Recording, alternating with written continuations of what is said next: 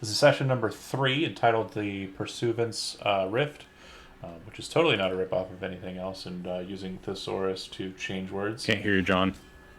I can't hear you. Oh, that's weird. The internet could. So I had said I'm used to. Never mind. Zoom doesn't make me hold buttons down, and now I'm holding it down again. So, anyways, that said, War Sword and Serpent, Session 3, Pursuivant's Rift. Totally not me using the thesaurus.com to change words to sound cooler. I swear. I think everyone's in the right... Nope, wrong spots. Okay, I'll get that fixed here in a second. Let me just do my quick narrative beat. So the Enclave's leader, Aristotle, has brought you all together once again. It has been set. A challenge has been issued to the servants of the Fae by the servants of the Worm. They have declared that this challenge cannot be denied. If it is denied, then all of the Shattered Coast is to be ceded to the Blue Worm, the Grand Blue Worm of the Dragon Council. That said, you've accepted the challenge, and you've made your way to an island not too far away from the hodgepodge of boats that you attempted to infiltrate to acquire the Fang of Nariel. Once you've arrived on the island, you have been directed by a mediator, a human individual who has been agreed upon to be the mediator for the entry into the archaic sources. You are well aware that the combat will be taking place inside of the Pursuivant's Rift, which effectively acts as a method of creating a duplicate of yourself for the purposes of combat mortal. You are sent into this rift, and you fight inside of this rift with your full and utter essence, but your true body and soul remains outside, connected and tethered to this place by the archaic source. So, in essence, the things that you are quaffing, the items that you're using, the spell slots you're completely disregarding and just dashing to cast crazy spells are not actually being used. Your duplicates are inside of the rift. That said, you enter into the rift, but before you do, you see the other champions from the side of the worm. The mediator, the moderator of this contest, the human male I mentioned, does his best to keep you from talking to one another and interchanging in any way. The first individual you see is familiar to several of you, a kind of off-white, bluish-colored dragonborn, tall as a room, and just massive and ready for contest. He kind of gives you a toothy grin as he sees you, Tully, and then kind of looks to the others, kind of sizing everyone up. The other 4 individuals, a tiefling, red skin, blue and yellow and gold robes. She seems to hold a holy symbol, the symbol of Salon, the 5-headed or 6-headed dragon god. There is a very large individual who appears to be made up of pieces that have been sewn together and bound. Around his wrists are shackles, and connected to those shackles are the chains of the Shadarkai, the soul shackles. It looks like they've been broken. It also looks like they appear to be dragging behind him, and other than those bladed chains, he has no other weapons. There is a dragonborn who appears to be ancient and old, carrying a staff, with a book in hand. Doesn't seem to look up at you at all once. And lastly, there appears to be an undead being, some sort of skeletal figure who is bound in dragon plate and carries with him a massive sword. He appears to be a good 8 feet tall, compared to the dragonborn that is next tallest, who's about 7 feet tall. His stature is commanding. But the thing that you notice about him is his skeletal figure appears to be that of either a human or a Goliath, not a dragon. That said, they move to their archaic source just as you do. And once the moderator has basically seen that you have all committed to the rules of play, he sends you through into the rift. you appear with a little bit of time to start, but you have been made aware of the rules. And yeah, if you have any questions, go ahead and deal with that. I'm going to give you in real lifetime another 30 minutes to continue your strategy.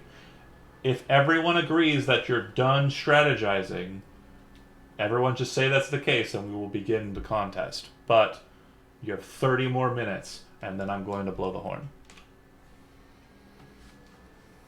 Excellent. So somebody's casting freedom of movement on me, and my initial goal is to get into the wilderness and start killing creeps. Yeah, we're still not 100% sure what they're gonna drop or what happens when you kill neutral creeps. So I think that's a good move, just to like get a taste to see if it's worth it. Yeah, I'll definitely start by killing one of the easy ones. I've still got my ring, so I can summon a genie. So I got sneak attacks with me. It's also good to note that their champions, we're not 1-for-1 with them. They're probably significantly stronger than us as individuals. So the only way we're really gonna, I guess, take them down is to gank them. We can't just one-on-one in lane, because we'll probably lose. Mm-hmm. Yeah. So I'll go, if one of us, basically if somebody in the other lanes is outmatched or needs help, I'll track them down. Ideally, just from descriptions, we want to take out the tiefling, who seems like a cleric type, and probably the old dragonborn. The other three seem like beef boys. Yeah, those are going to be tricky fights to do. But, yeah, my first goal is just going to get out there and kill a creep and see what it drops for us. My question would be, who's going in what lane? Good question. It's one that hasn't been asked yet, and I've been waiting for it. Yeah, I'm figuring I'm probably going to go bottom, but it depends on who wants to go with me. I'm going to be in the jungle in this area, like this in between these two lanes. Like, are we going to do like League of Legends style, like 1-1-2 and then a jungler, or? One idea too is to think of who we could possibly do the old style where they had like 3, but in this case 2 in the middle, and then solo laners on the side lanes. That could screw us over if we're going by normal conventions of current strategy. I can see Andy's eyes start to glaze over. So I'm just gonna say I like Tim's suggestion of pairing me up with someone who actually knows what he's doing, because I don't. I will admit that I also don't know what I'm doing, but what my character is good at is killing. So just give me a lane and I'll do it. Yeah, right. but let me make sure you understand where Andy's coming from, because I think you might have the upper hand on this, Smokey. You understood what lanes were and directionality and who's going with who in lanes. You've played a MOBA, right? I have a knowledge of them. Never. I haven't played many. Definitely. Not even I've tried them out, to say the most. I've tried them out. Andy's 100 years old, and he only just learned about computers the other day. Hey, shut up. So the gist of it, Andy, is the way you build the team is usually you want like one frontline big beefy guy. So for ease of sake, we'll say it's Mike. He's our beefy barbarian guy. Slayer, right? That would be like our defender. Oh, okay, okay. The Bastion, whatever that's called. Okay. Then typically your middle you want as a high damage character. Sometimes it's a wizard, sometimes it's an assassin type. That's why I volunteered to go mid, since Corfax is a sneaky guy with the sneak attacks. Your jungler is typically a high mobility damage character that can go from lane to lane to assist whoever's there. If someone is struggling, the jungler will come and help them. And then your bottom is typically another damage dealer, usually someone who's squishy and needs to be protected, with a support character to do that, to help protect them and heal them if they need the support. But nothing is set in stone. Right. I think we could have one person go mid, one person on the bottom lane. We could have 2 people go top. That way, the 2 solo lanes have a jungler between them, and I can go to whichever lane needs the most help. Fair enough. So who feels better solo? I definitely feel like I should be with somebody. Also, the defender perk that I have is better with a teammate close to me. So Andy and Mike, Michael, you'll be the duo lane. I'll be a solo lane. I'm guessing I'm bot if Steve's mid. The only initial thoughts I had of having the duo lane mid would only be potentially if Steve's kind of can be more mobile with his teleportation thing, and I can probably be more mobile as a druid. We can potentially collapse into mid faster if we see like an opportunity to gank someone. That's fair. But we want to stick with the standard, that's fine too, and I'll be on an island. I have summons up top, so I can kind of protect myself a bit through the summons. I'm also capable of flight, so that may help in that regard. Another good note to take into account here too is anybody can recall back to base and get healing for free, but not any of you besides Tully can teleport out into the field. Tully can cast Dimension Door and move, and if they have someone with them, they can potentially Dimension Door pretty much across the field to a location where they can Like fight. Shen stand together or stand united. Or Pit Lord if you go the Dota route. But But yeah. Nature's Prophet, I, all that good stuff. dropping back into role-playing mode for just a second, the thing you're noting is as you're thinking about these strategies and trying to manifest them into kind of an idea during this time prior to the Rift's bell sounding, you're noting that you're hearing everyone's thoughts and communicating mentally. So your characters, despite being in different locations, will be able to communicate with one another because of the archaic source. Okay. Fair enough. If that's the case, my character's not much of a thinker. That's about all you're gonna get out of me. So It's just we like literally hear you hear- crickets in our headspace, and we're like, what is that? or you hear the it's like trying to connect. So, also with being the controller, I'm gonna have all your vision. I can potentially make you guys move more if you need to.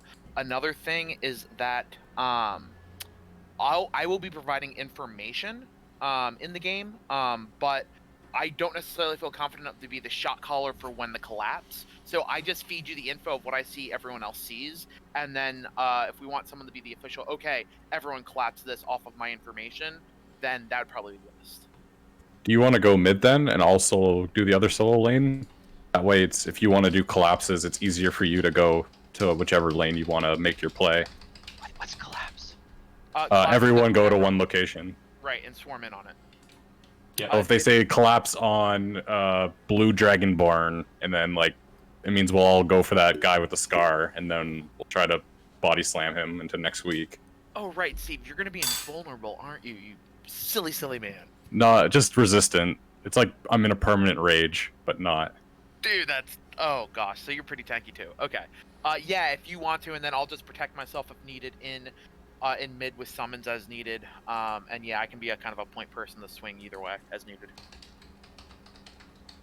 With that also being said about how their champions were probably just straight up stronger than us, it's probably lucrative to try to get rid of their minion wave so that your minion wave can help you fight the enemy champion, rather than trying to just like go like shot for shot with them.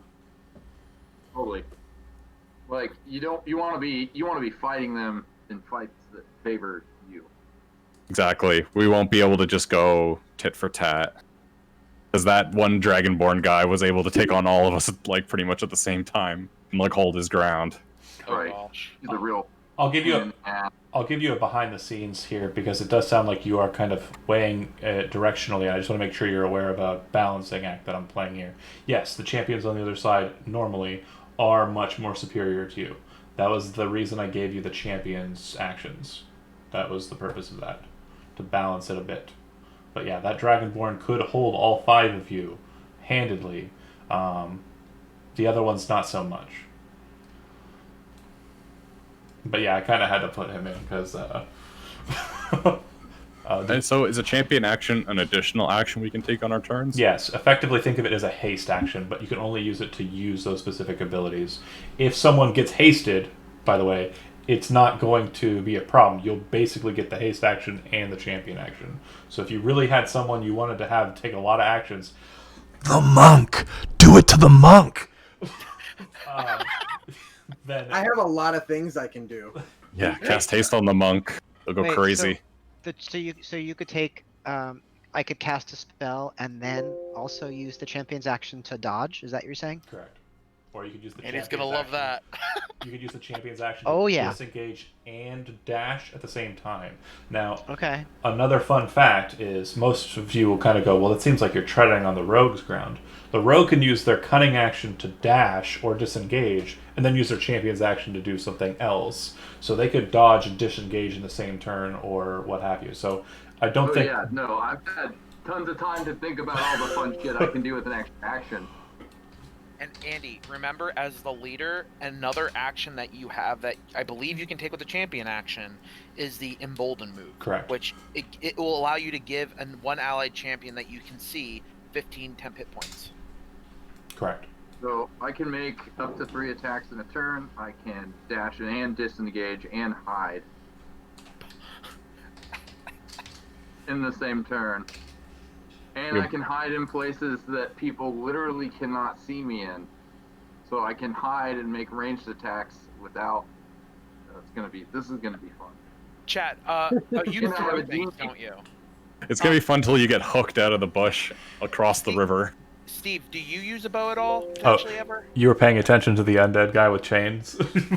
Oh, well, you said he's got the chains like of the like my realm, so gotta pay attention. Oh, yeah. It pledged. Does anyone here have a bow?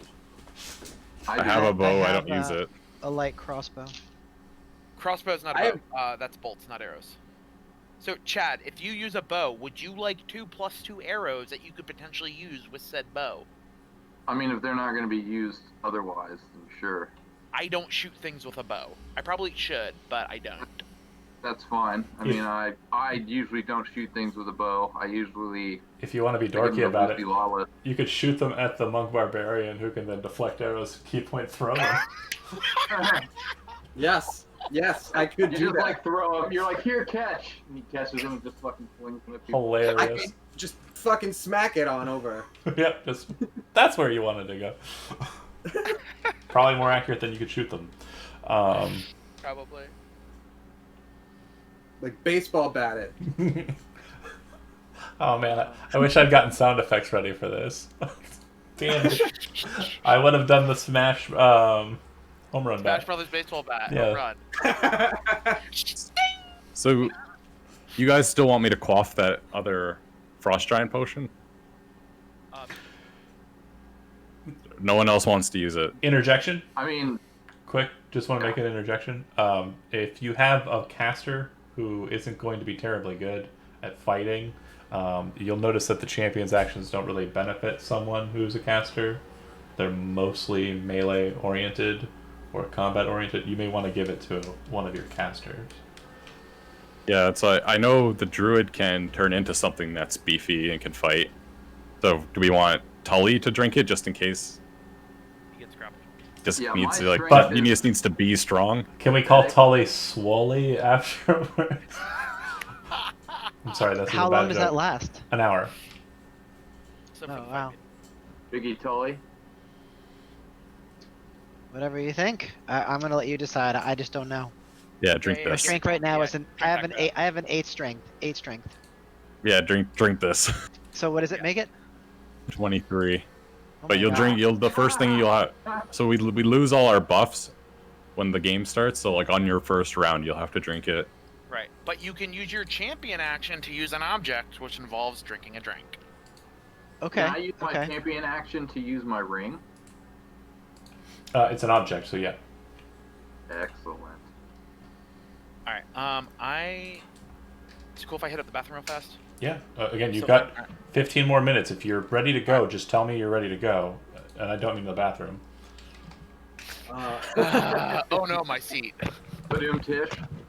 Yeah. If we have 10 more minutes, or 15 more minutes, then I will be right back. But I Okay. think I'm good to go. Just so everybody's on the same page with what Minros is planning on doing. He's gonna head straight off into Where's the ruler? I posted the map on Oh, here. I posted the map on the Patreon chat again. Please use that as a reference. It gives you a pretty good idea. There will be some spaces that look like they're dead ends or walls, but you can move through walls in this game. You can jump down from the walls Yes. that are on your base, and you can move into the brown areas as they're shown on the map there. Is there any way you can make it a handout? You can try, yeah. Hold on. That'll just be a lot easier. Just have it all in one window. Sorry, what symbol was on our feather token? You guys remember? Should be the tree. No. Right. Because yeah, I'm some of these magic items we got I've never used before. That just helps with falling damage, right? That is the fun thing about rolling for random loot. Oh, cool! It makes a tree. I mean, that might not be a bad way to block off a lane. It only takes up a 5-foot diameter. It'll be 1 square. But yeah, you're all right. It can potentially make some sort of choke. Or you can plant it right beneath yourself and spring 60 feet into the air. It would That's stop at 30. 30 feet into the air.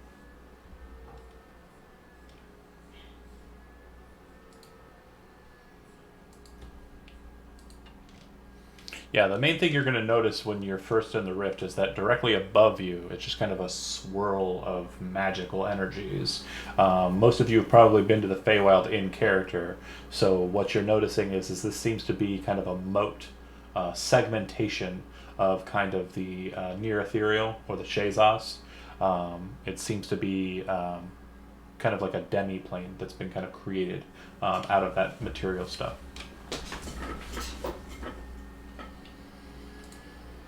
Should have a map showing on your thing. Yep, see it. Yes, it's there. Right. I have a question. Shoot.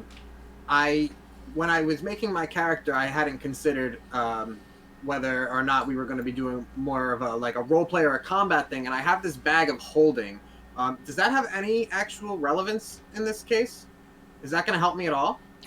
You could shove someone into the bag and they would suffocate eventually. Got it. There will be item drops from creeps. That could be potentially important. You could carry a tree in it if you wanted to throw the Qual's Feather token and activate it inside, then drop it out at a later point. There's a lot of dumb things that could be done, sure, but if you want to swap it out for another uncommon magic item at this point, I'd be okay with No, I'll be creative. that. Okay. If you can find a portable hole and shove that into it, you can kill everyone close to you and yourself. Of course, that sounds like awesome fun. That would be the best. Pocket Yeah, dimension in a pocket dimension in a pocket dimension. It never stops. All right. Any other questions? Any other tactical ideas? Nothing? Okay, once Andy and Chad get back, I'm assuming that's a start time then, yeah? I think Yeah. that makes sense, yeah. Okay. Catch me up on real quick what was discussed while I was away. I believe Smokey asked about bags of holding. He has one. He didn't know if it was going to be effective in this specific scenario. I said he could swap it if he wanted to, or use it in an imaginative fashion. He's a cool guy, so he said imaginative. And then before then was the time that Steve was saying words. I was just asking what the feather token did. Which we decided It was makes a tree. Nice, very cool. Oh, last thing, is what do we do if a solo lane sees big dragonborn dude that is gonna kick our butts? Call the jungler for help. Ideally, he'll appear in the duo lane. Won't be as bad because Andy will be able to just feed whoever's in combat with the barbarian hit points each turn with his champion ability. It won't be so bad. But yeah, if me or you in the solo lanes runs into him, it's gonna be a hard nah. We're gonna need Chad. Hopefully, chat him. Unless you can swarm him with I don't know what your summons are, but if you can swarm him, you might be okay. I mean, they'll probably die quick, but like, you know, I could do 8 wolves. I could do. I have also took. Basically, I took the useful one-action cast summon spells just so.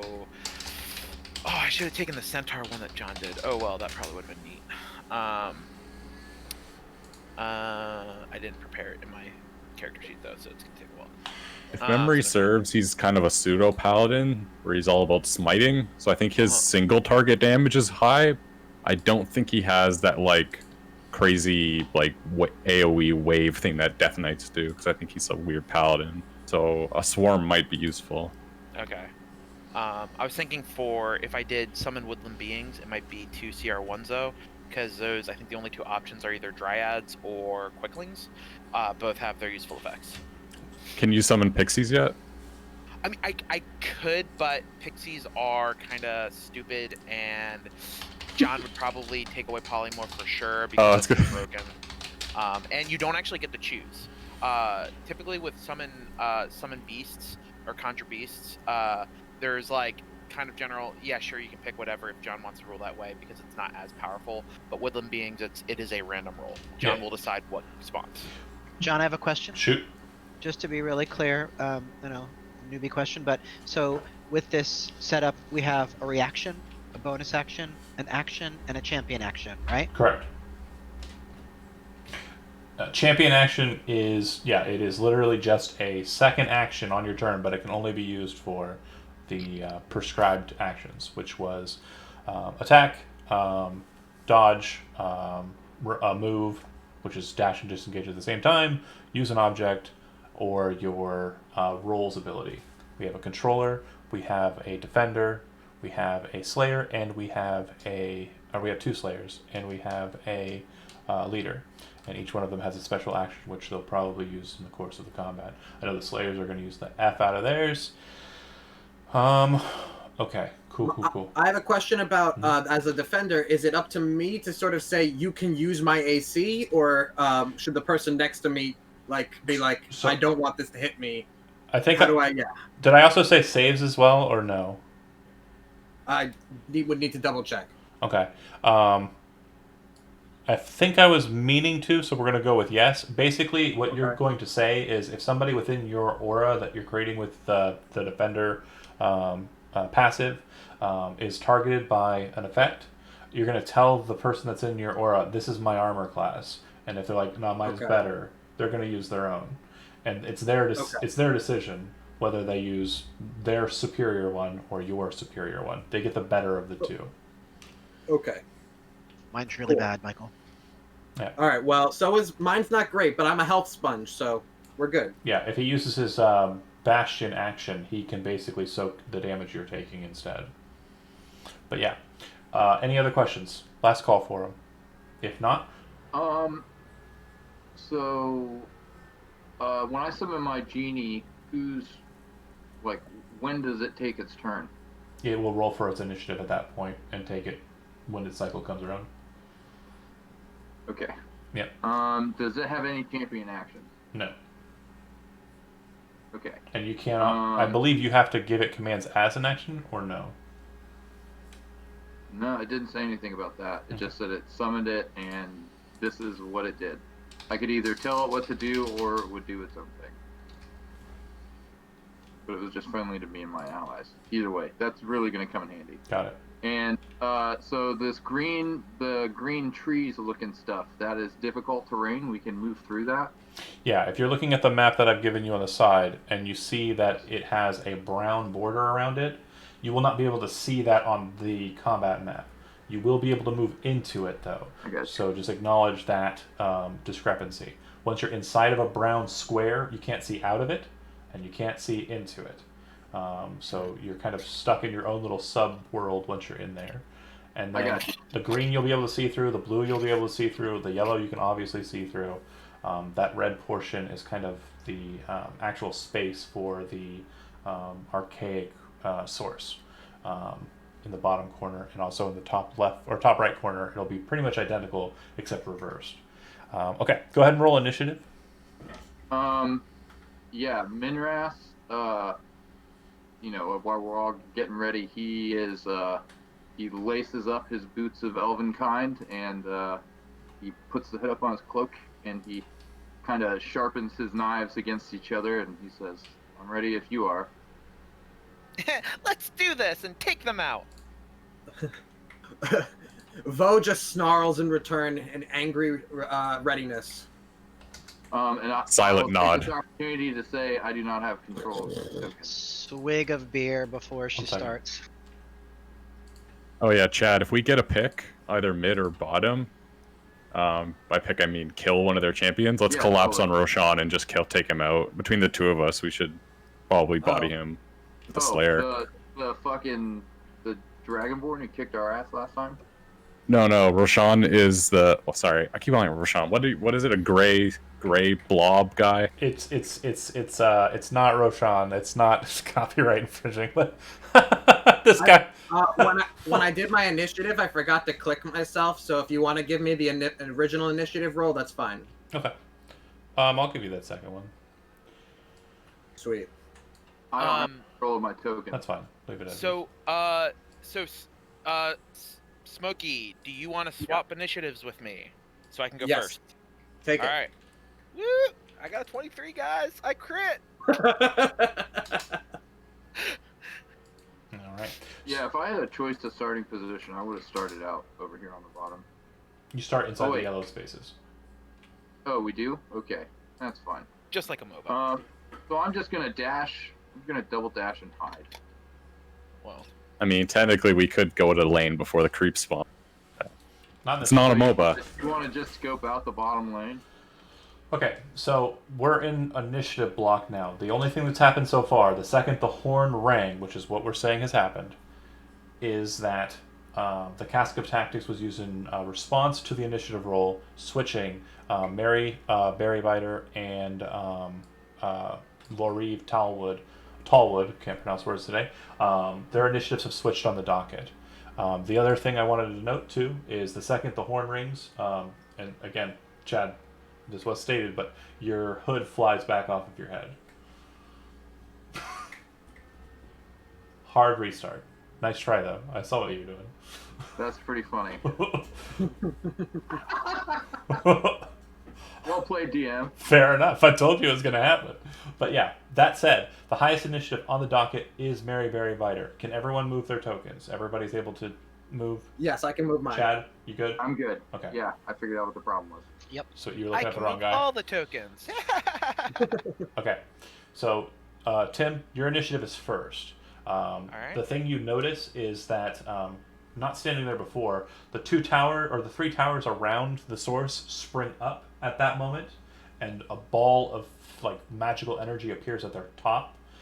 You then see forming from nothing, undaunted or construct forms in soldier elvish armor, and they start to kind of move in that direction. They aren't technically moving yet. They will move at the end of the docket. And then from the sky above, the strange, eerie kind of rift above you, you see three elvish maidens kind of move down and start hovering about 30 feet above the two soldiers that are walking. I want to make sure you understand what just happened there. The ranged minions fly, and the non-ranged minions don't. Gotcha. All right. Noted. Not So liking that. I shall, with my normal action, I'm going to cast Freedom of Movement Okay. on our friend Minris. Mhm. So have fun saying "F you" difficult terrain and grapples, and then I shall move. There, that's 25. Do you want to use your champion action to hoof it? Yeah. Everybody, let's go! And I would have also used my champion action to get everyone to their speed. Okay. I gave you the wrong color, but I am going to put everybody an aura around you, just so you're kind of easier to spot in the Twitch stream. What's your favorite color, or what's the character that best represents your character, Tim? We're gonna say I'm a druid, Green. so a playful green. All right. Nice. Okay. Next up is Tully. I'm going to go with yellow. Sound good? Yep. Okay. And then go ahead and tell me what you're doing. So I don't know what lane to go in, just to be honest with you. So I would love some guidance on that. I think Andy, we're you're going doing top. great. So, John, they all get to immediately move their movement, right? Who does? From my champion action, I used my controller ability to spur everyone on. Okay. It wouldn't move you, I don't think. No, I just moved my movement 25 feet. Okay, yeah, so everybody can go ahead and move now once he activates his champion ability. So free movement. So I'm just gonna follow wherever Voriv goes. Okay. Okay, I think we're I think going. you're this going way. top lane. Yeah. And so I'm flying. I'm not on the ground. Right. 30 and feet. Me and Yes. Darkness Boy here. We're gonna go bottom lane before I dip into the jungle. So we move up to our movement speed, just a single move. Mhm. Correct. Is this our reaction? No. This is just my champion action. It- I'm also really good at helping facilitate ganks because of this. yeah, just Fuck yeah, free we're move. gonna. So I guess I think I know what I want to do. If that's okay, Okay. I would like to drink that potion. Okay. Your strength is 23 for an hour. Okay. So I'll switch that in a minute when my turn is over. Sure. I would like to, as a bonus action, give a bardic inspiration die to my buddy, Sorry. Voriv. And then as my action, I'm gonna cast Blade Ward on myself. Okay. Well, you don't want to move? I thought I already moved. That was That separate was from a movement. yeah, that was free. You got that for free because of the champion action from the controller. So you Do can. I want to move? I don't know if I want to move farther away from Voriv though. Is that like a good thing to do? I want.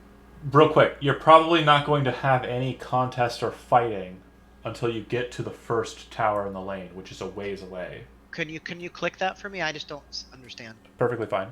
Pinging it there. And if you look at the map, Can you do it again? it's way up in the north. But if you look at the map on the handout that I sent Oh. out, you can Yeah. see that on the left side there's like 3 blue circles. Yes. Your fighting is going to happen in between that blue circle in the top and the red circle at the top. Do you see those two? Yes. See how there's like a little arch bend? That's probably where your fighting is going to take place. Oh, so when I get to the blue circles, that they're not going to be attacking me. Right, because they're your friends. Those are friendly. Okay. So okay. Sorry. It's okay. No, It's all good, Andy. you're fine. So I'm Like, gonna go basically, ahead we want then. to escort these minions until they can get to the end of that lane and push against that tower with us. Because they're going to be We moving want to get up. to their lane, destroy their towers. Okay. Okay. And- So I Coming our way and coming into our territory is going to be costly for them. Correct. yeah. Sorry for not knowing how to do what I'm No, doing. hey, so, you're totally You're all fine. good. You're a smart So man. anyway, and you pick up fast. I could move 35 feet, so I'm flying 35 feet. I bardic inspiration. Michael is 1d10 to attack roll saving throw, Your choice. Thank you very Um, much. and blade ward on myself. Okay. and you can go 30 feet high. He's already he's started at that Plenty of height. room to mess with. Yep. Corfax. All right. Time to, I guess I'll ninja run into the lane. Yeah, Third. you got the two Are your badass. arms directly behind you? Yep, of course, just flailing in the wind. Perfect. I'll use my action to dash.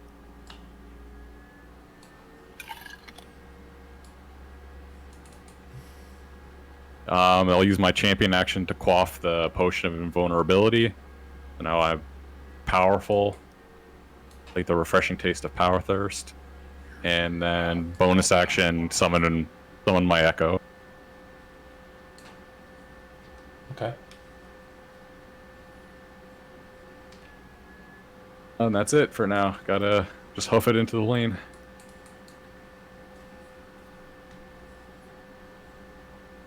I'm actually next in the initiative.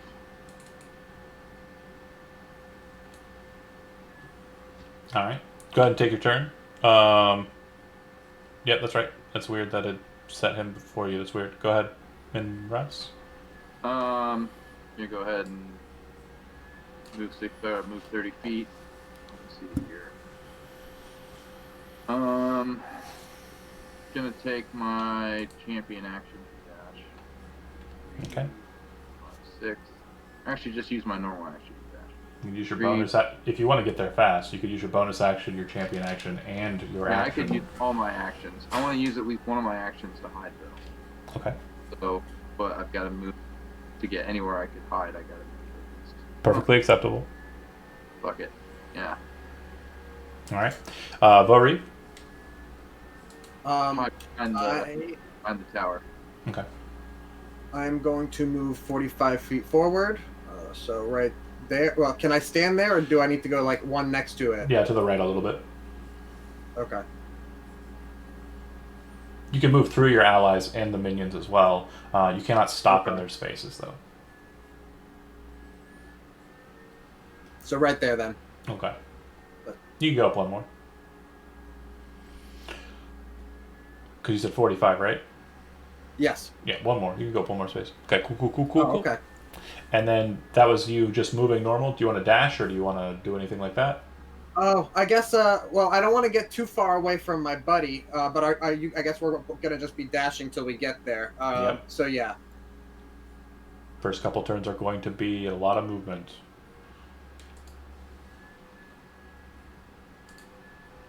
That's about as far as I could get, right? Seems right. Okay. All right. Next up is back to the top. Now, you will note that in that duration, you did not see any of their initiatives.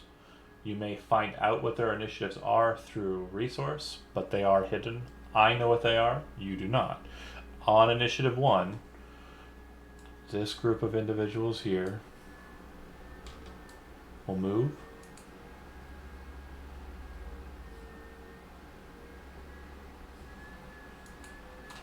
And Tim, go ahead and be taking your turn, but the minions are moving out. Okay. Quick question, John. Am I able to, if I already quaffed the clairvoyance potion, can I basically place it anywhere on this map because we kind of saw a layout of the battle, or do I have to see it first? You have an idea of the layout, so yeah, you would be able to see. Okay. I think. And then the move action, is that like two actions combined, move, dash, and disengage, or one or the other? At the same time. Wow, that's cool. All right. So yeah, let's go. Shaboom, shaboom. 25, 50. I can go there if I dash, and then I can go. Yeah. Can move over behind here, and then I will quaff the clairvoyance potion, and place it, kind of like, let me just look at the spell real quick to see how much area I see. I want to create the invisible sensor kind of like just outside the purple worm pit, so I can see both into there and see the river. Okay, 1 second.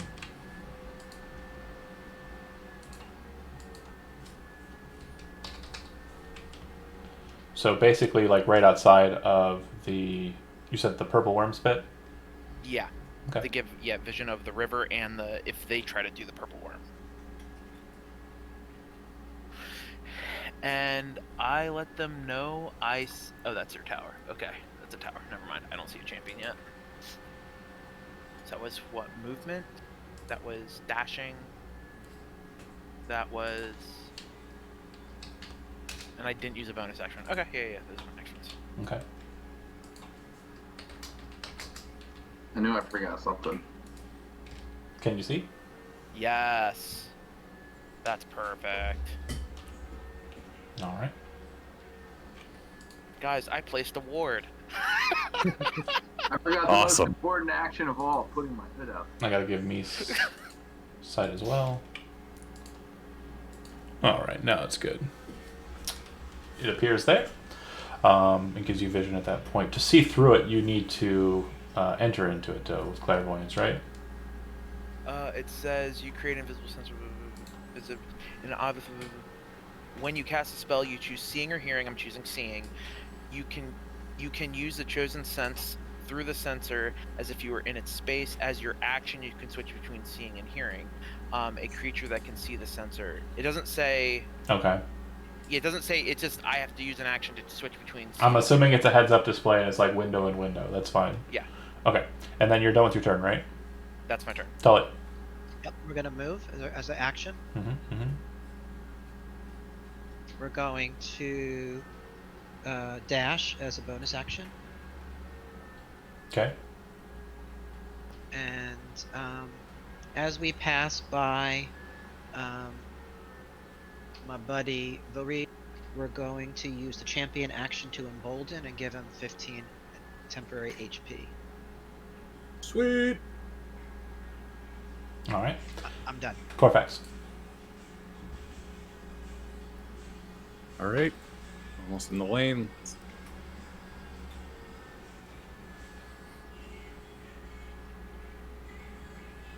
30. And we'll champion action dash. Mm-hmm. And I guess, so if I'm the brush, you can't see into the brush unless you're in the brush, right? The green squares? The green squares are just difficult terrain. That's all they are. Okay. Yeah. The brown square is obscure. And what's the range of my tower? The range of your tower is 15 feet. First thing that enters into it will trigger it, and it'll continue shooting at it while it remains within that 15-foot range until it's either dead or removes itself. If it removes itself, it will then pick the closest target. If there are similar targets, the closest champion to the tower will decide who the target is. Minions targeted first, then champions. Right then, yeah, bonus action, dash. Or cunning action, I guess, yeah. Okay. And then Shadow can scurry up 30 feet behind. Good deal, good deal. That's Minras. it. Okay, so I can't see over here. Can I move through there? Yep, you can move through any thing that's blocking your sight. Okay. First things first, champion action, put my hood back up. Okay. And then I'm gonna basically just start heading straight through this jungle. Mm-hmm. I'm gonna try and be sneaky about it. So do you want me to make a stealth check now? Not necessary. Okay. See, that's just a square. I can't see anything outside of that. You are inside of an obscuring block. That's correct. Oh, okay.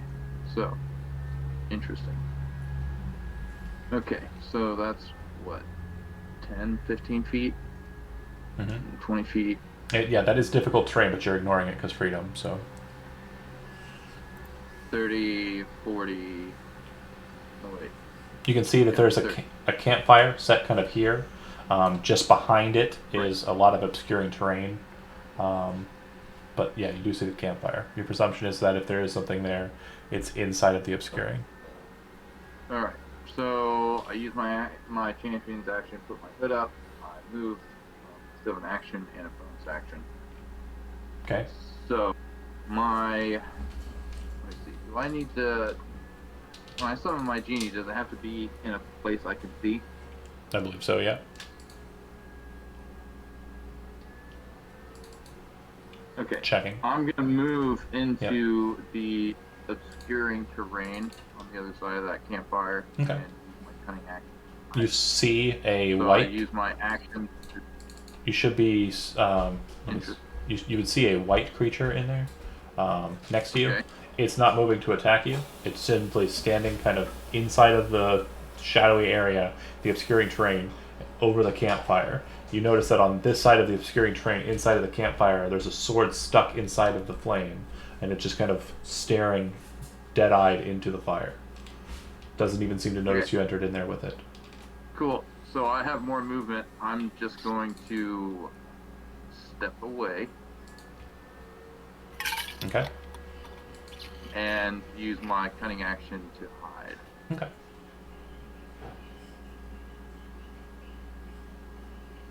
Make a stealth check. What'd you get? 22? I got a 22, 25 if I did it with advantage, which I Yep. think I did. Yeah, you do have advantage right now. Okay, cool. That's your turn? Yes, sir. All right. Well, Reeve. We're pushing ahead. All right. So, there. And then I guess dashing again, yeah? Sounds good. Oh, 1 second. Having a little trouble with the map here.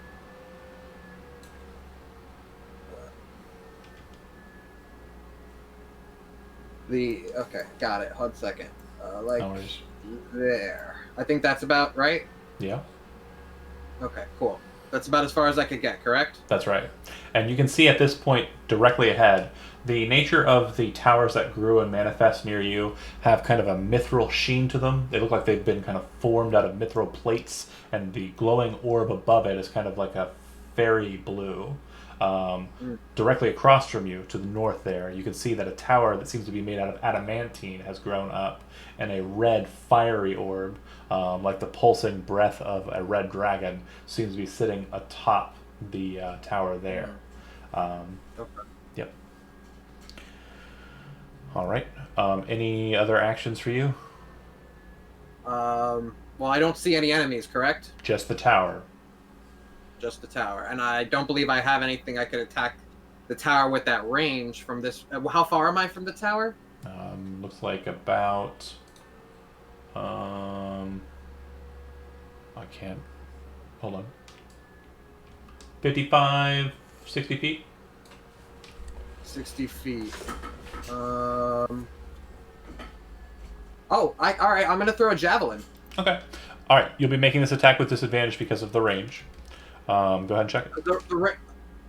It's okay. 20. Sure. The javelin range is 20/60, right? That's what it says.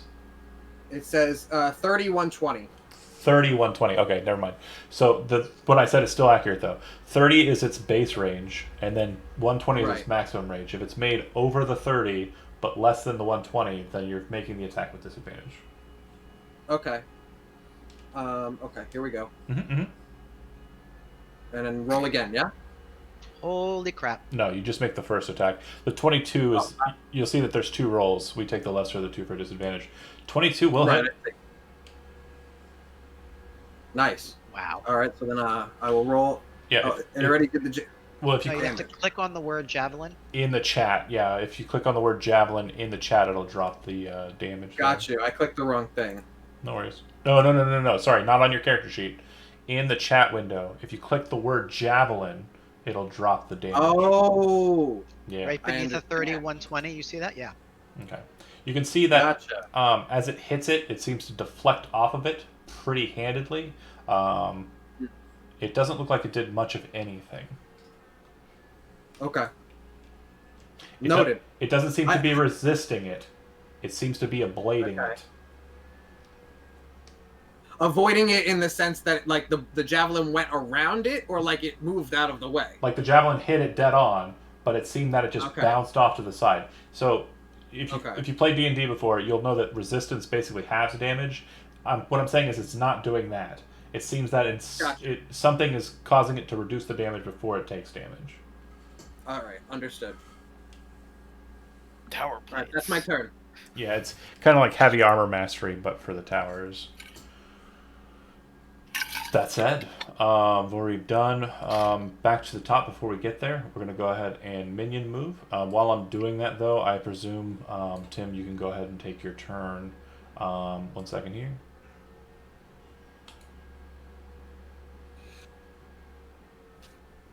Right. I hope this gambit pays off. Everyone, move 30 feet if you choose. All right.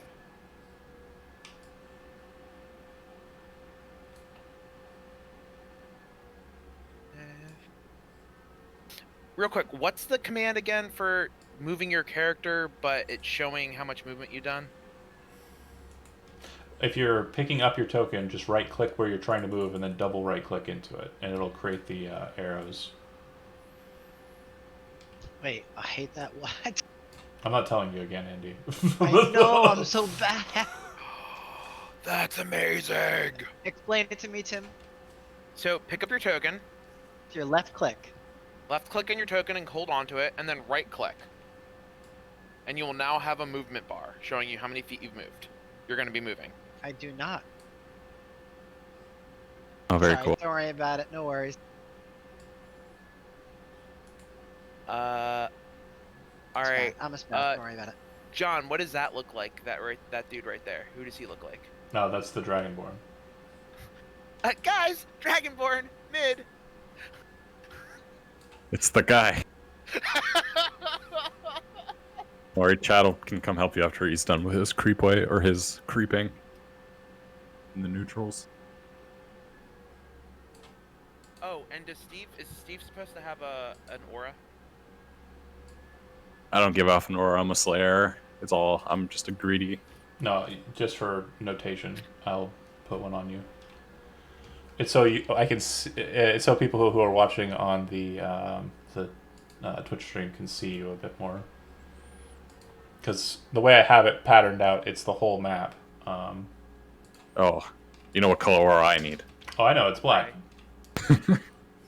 John, just for since Chad's also green, you just want to make me blue then, just so it's different. Chad's light green. You're bright green. Okay. I just want to be different. Well, My aura's a square. too bad. You're both... Plus, we're missing the blue Power Ranger right now. Yours is a square. That's wrong. I want it to be a pentagon. I can only do two shapes, I'm sorry. Alright. So again, for those watching at home, Minros is a light kind of faded green. Bright green is Tully. Yellow is Tully. Bright green is Mary. Red is I'm gonna get this name. Vote. And then who am I missing? That's everybody. Yeah, we're good. So if you're watching at home, that's what we're talking about. That said, so yeah, Mary, you are up. Like I said, it does appear to be the Dragonborn. He's standing he's kind of standing under the tower.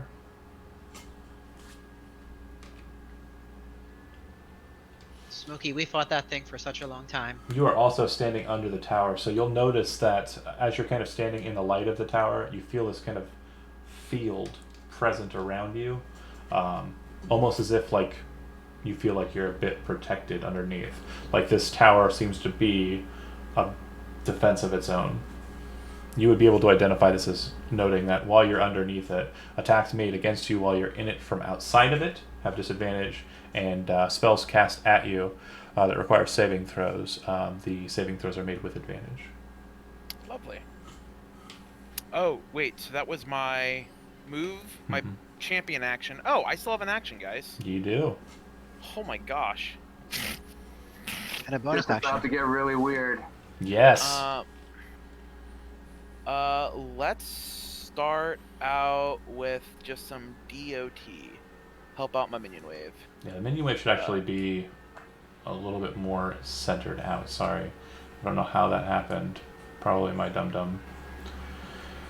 Should be there.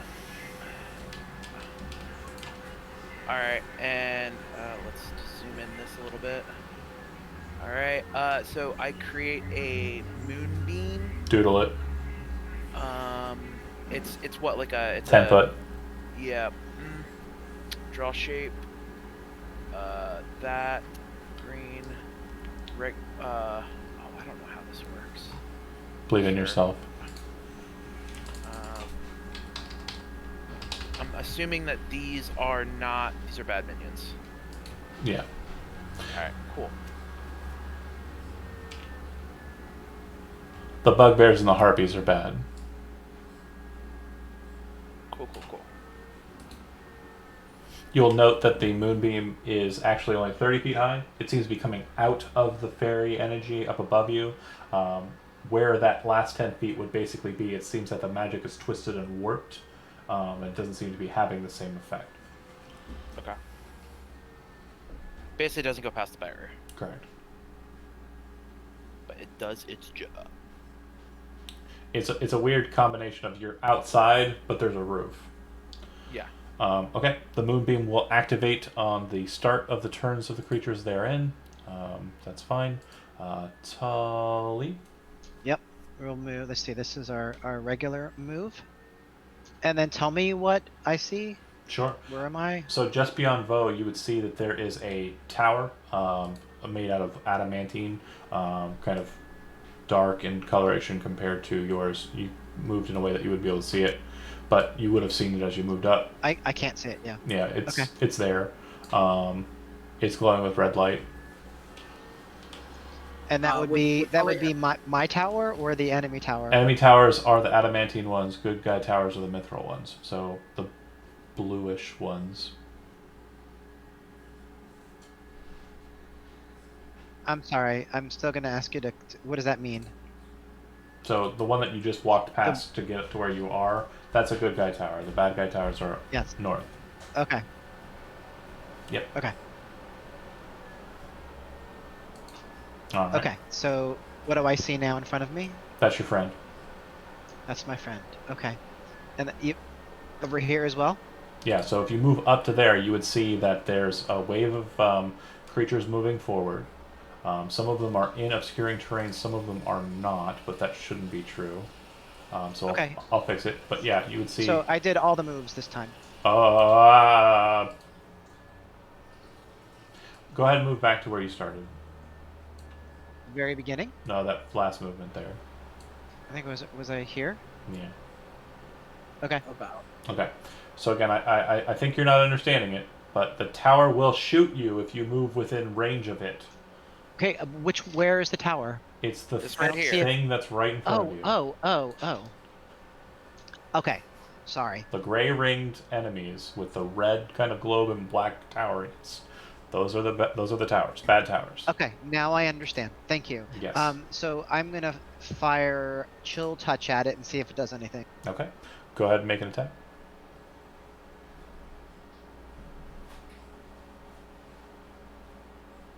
Okay, that'll miss the tower. Okay. All right. My champion action. No, I took it already. I guess to move. Okay.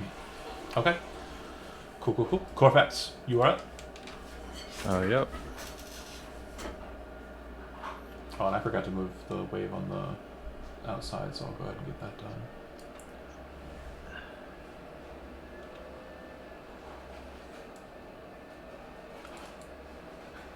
All right. I'm gonna go here, and then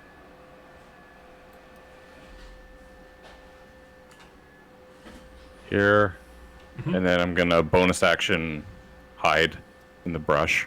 Okay. Acceptable. Go ahead and make a stealth check. And then Minras. From hidden, you know the white's on the other side in the obscuring terrain. Are you moving in Absolutely. to attack? Alright, so first things first, I'm going to use one of my, I guess, boons. Before the attack, I'm going to move 10 feet. Powers. Right, one of my powers. Before the attack, I'm going to move 10 feet, move into the brush. Mhm. I'm assuming I make this attack with advantage. Yep. Cool. So, I'll go ahead and just make the attack. Yeah. Elvish accuracy. So, And the I'm going to the- roll whatever the roll is. quick question: the weapon that you're using, is it magical? Yes. Okay. Okay. That'll hit. So, Surprisingly. re-roll the Well, no, it hits. It's fine. get a crit. Yeah, that's fine. Shoot. It's not a crit. So it still hits. Alright, so go ahead and roll damage, sneak attack damage, and add 20. Cool. So, let me see. 19 plus 10 plus 2. So 31. It's immune to the acid damage. I will note that, sorry. Okay. 29, 49. So 49 points of damage. Okay. It dies. As you impale it in the side of the neck, it kind of drops down. As it does so, you see that it's kind of clutched over and it's holding what appears to be kind of like a bottle of glass. As it does so and kind of falls to the side, the liquid inside seems to stir a bit, causing it to shake, and the liquid starts glowing with like a golden glow. It lays there on the side of the creature, very visibly important as it glows bright golden energy. Right. Do I need to take an action to pick it up, or just? It would be it'd be an item interaction, so you can pick it up. Okay, so would I have to use an action? No, it's item interaction. You can pick it up. Okay, cool. Yeah, I scoop it up. What is it? Okay. It's a glowing, bright gold flask. Okay. I'm gonna hang on to it. Okay. I'm gonna use the rest of my power to back out, Okay. and then I'm gonna keep moving. Can I keep moving? I guess north. Yeah. Upwards. Whatever your speed is. Am I still hidden? Do I need to make another stealth check? You wouldn't be hidden. You've broken hide at this point. Okay. Cunning action, hide. Mm-hmm. Okay. Wow. It's funny that I keep rolling 22s because 22 is literally the lowest I can roll. Fair. Especially on both rolls. That's outrageous. Anyways, so cunning action, hide, and I still have all my movement. So I'm gonna keep moving. Okay. Oh, I'm in the other lane. I see more campfires, but I'm gonna dip back into over here. Okay. Don't see anything. Over here, don't see anything. Over here, don't see anything. Yep. I think when I'm still in the terrain I'm in, is that obscuring me? Well, that's hidden terrain, or that's difficult terrain. But since you took the hide action, you'd still be hidden. I will point out, you're done, right? I mean, I still have a little bit more movement if I can get to a better place to hide. Okay. Well, you're fine where you're at. If you take a look at the map in the handout, which I posted, you can see where the campfires are located. If you're looking for those, the campfires do denote where the creatures spawn or Right. start. I'm still trying to figure out exactly where I'm at Sure. in relation to the map. Sure. Yeah. All right, Valreed. I think he was right there. And Yep. anyway, yeah, fun, good stuff. Go ahead, Michael. So I don't see from this vantage point. Oh, I do see them. Okay. Yeah, if you pop up to next to Tully, you would be able to see them. It looks like the wave Right. is moving, and tight inside of the wave, basically directly underneath the ranged minion, is the tiefling, blue and gold robes, and then maybe 15 feet behind that wave, you can see the large skeletal figure. Okay. So I want to get right here. Okay. And I actually want to use my decanter of endless water. Real quick, hold on. Sorry. Moving within range of the tower will activate it. So moving past its threshold, it'll go ahead and deal 20 damage to you. Okay. So I take that 20 damage, and then I want a decanter of endless water, use the geyser feature, Okay. which will push all of those people back if they fail a DC 13 strength saving throw. It will push them. Gotcha. Hold on. This Yeah. is, and you said it's 10 or 15 feet. Sorry. How many feet? Are you asking?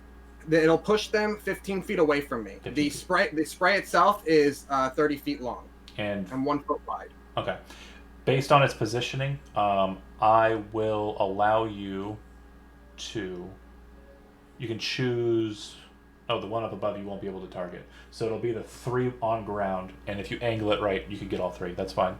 Rolling my saves. The priest is pushed back, and one of the 2 minions is pushed back. Okay, so he takes 1d4 bludgeoning and falls prone. Okay, roll a d4. Also- Yeah. Nice use of that. Thank you very much. I thought about it a lot. 1d4. 1 second, sorry. Just roll it once, and we'll deal it to both. Damn. I'm sorry. And then I'd like to rage. Okay. And I'm gonna wallop away. I'm gonna take a strike at the tower. Okay. So real quick, just so we have item interactions correct. You have a shield, correct? No, I don't use a shield. Okay. So in one hand you're holding the decanter, and then your other hand is free. You fight with your fists. Never mind. Got it. What I can fight with my fists. I also do have a two-handed axe. Okay. I was gonna attack with the. What I was thinking is I was gonna let the geyser do its thing, And then put it away. put that away, Got and it. use my two-handed axe. But because I generally would, I don't really sheath that. I like kind of keep it in my other hand or Yeah. drop it. It's kind of hard to put away. I get you. It's more the decanter. So we'll just say that you had it in hand going into it. It sounded like you were planning for it. That's fine. And then you shot the water, and then pocket the water, and then smash. And then rage, and I'm angry at this thing because my javelin didn't hurt it. Got So it. I'm swinging at it with my great axe. Bring it. I also want to mention, just roleplay wise, Mhm. as I enter this rage, it's sort of like a bestial rage. I seem to develop more feral, wolf-like features as I do. So keep that in mind. I'm like a giant raging wolf, and I'm gonna smack this thing with my great axe. Yeah. For Tully, you're kind of looking at it, and Vore's kind of newer to the Enclave. You would kind of have being a bard, have an idea that he has some kind of lycanthropic nature. Yep. He goes full wolf mode. Swings 27's going to hit. Go ahead and give me that damage. Again, clicking on. Yep. All right. And this is a magical great axe or normal? This is a normal great axe. That's a bad day. All right. It doesn't seem to do as much as you were hoping. You are raging, so it is 2 more, but it doesn't seem to be as potent as you were hoping. Okay. Okay. The looming light of the bright red aura above you seems to be kind of directly above you. You bonus action rage, you actioned attack, you champions actioned for the decanter, and you moved. Okay. Do you have any other movement? 'Cause you're pretty fast. I could move more. It doesn't seem to have any melee weapons, this tower, so moving away from it probably is not going to Right. provoke. Right. I could buff you I'm for gonna future attacks if you go ahead. Yeah, I'm just gonna stay where I am. Okay. All right. On initiative 1, the tower will commit again. It strikes you again. The damage being dealt here, I didn't say the damage type before. I should have mentioned it. It's force damage, so you'll be taking 20 more points of force damage as it strikes down into you again. And then the minions will move. You will note that it does look like the team that's moving up is not positioned. Go ahead. Go ahead. Sorry. Okay.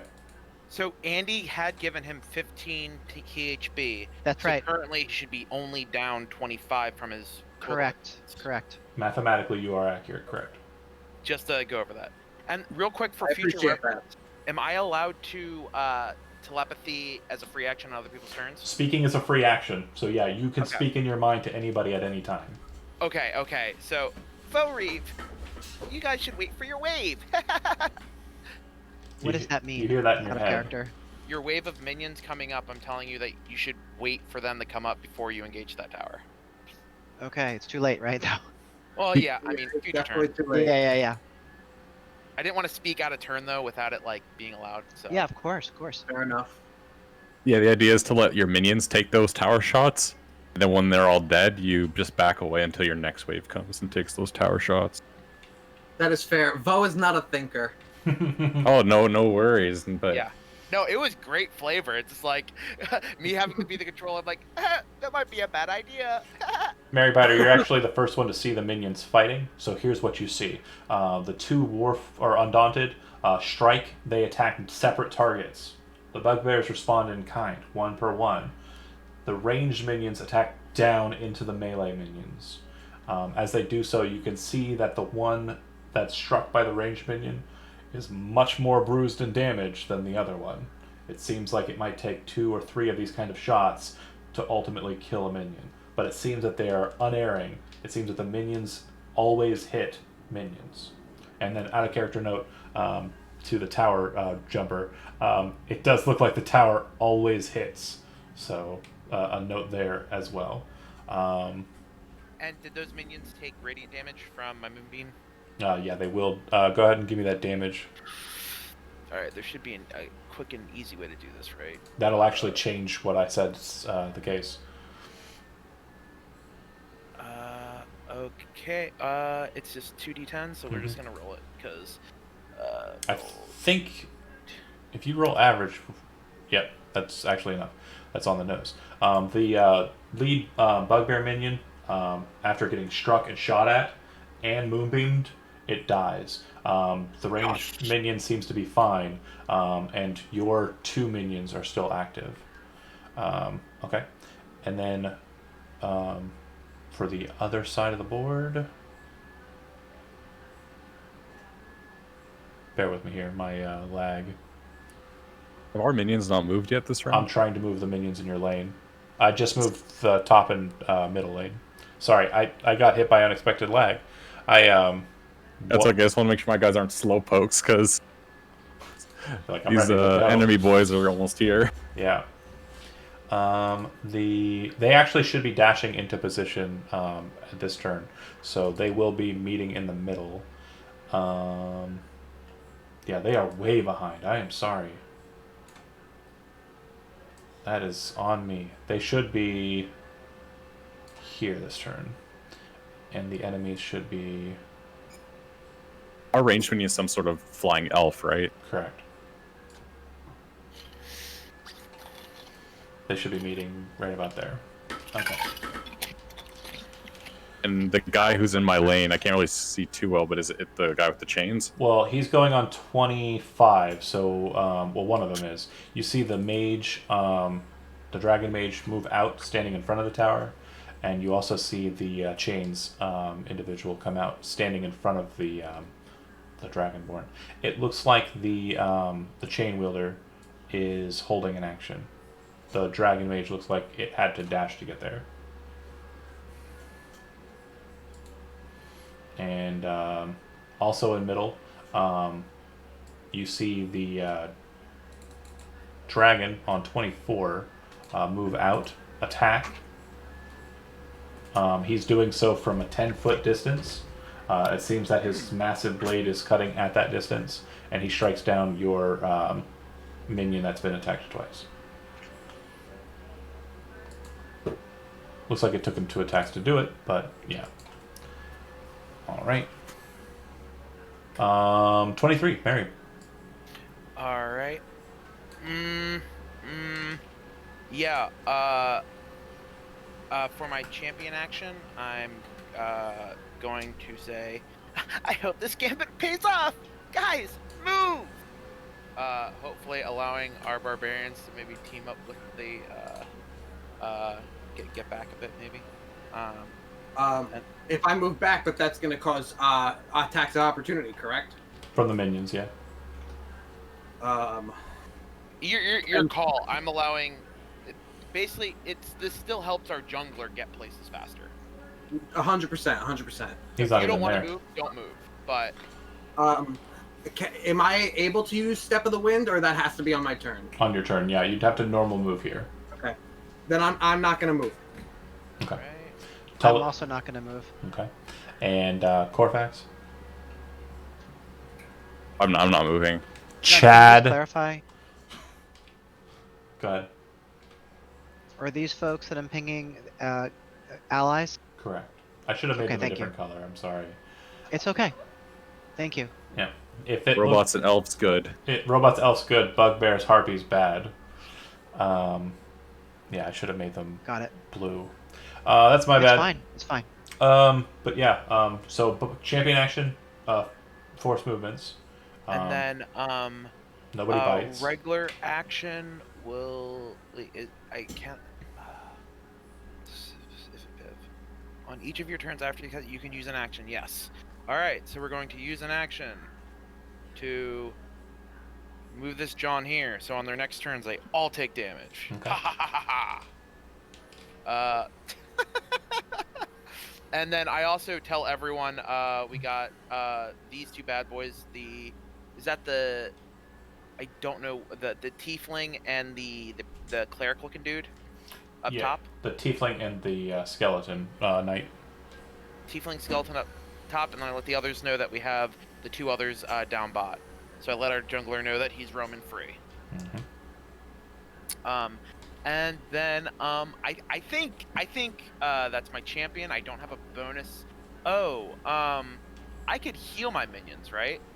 Yeah, that's fine. I don't know if it's worth it necessarily though. We'll hold off for now. I won't waste my bonus action on it. Okay. I'm not gonna move. I'm just gonna stay under tower, let it protect me with its holy light, and yeah, watch the battle go on. Tully. Yeah, so as my champion action, I will embolden Vo, so you get back you get 15 temporary hit points. Nice. And as my action, I'm going to cast Fairy Fire. And John, I want to do it. Could I catch the tower as well? If you angle it right, you can get the tower and the other two. That's fine. Right, Or the the other other the other three, three. right? The other three. Sorry. Yeah. That's what I want to do. Okay. That'll work. The tower automatically succeeds on its saving throw. The others will be designated in delight. Okay.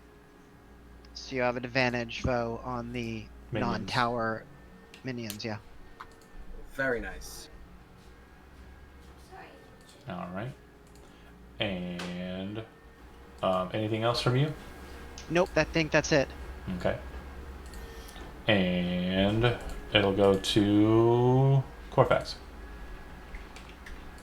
All right, I got a little 2v1 going on down here, so I'll play this smart. I'm gonna try to get an advantage for my boys, so I'm gonna fly my clone 30 feet up to the harpy, and I'm gonna take the attack action attacking from my clone at their harpy. Okay. Yeah, go ahead and make your attack roll. And you And have 18. the Slayer feature, right? Yeah, so this damage will be plus 20. Go for it. So 21 or 31 damage to the harpy. Do you have sneak attack or So no? glad you are also. Do you have sneak attack or no? Do I have? Yeah, I guess I could use my 'Cause it- champion's move to give myself advantage for Well, the it's sneak kind of. attack. Yeah, that's fine. Do that. No, no, I want to do something else actually. The champion's action. Okay. 31. It's still alive. Still alive. Then I'll just make another attack. That's fine. Darn, just a 14. Hits. Don't worry about rolling damage. It's dead. You chatted it. Perfect. Well- And then champion's action. I want to scan the wizard. Okay. Champion's action on the wizard will tell you that they have 66 hit points, and their armor class is currently sitting at 17. And it does appear that they are imbued with mage armor. All right. And then upon seeing my ghost go in sashimi a harpy, is Big Boy using a held action? No. Hmm. His Smarter than he looks, maybe. His initiative's a little lower. All right. All right.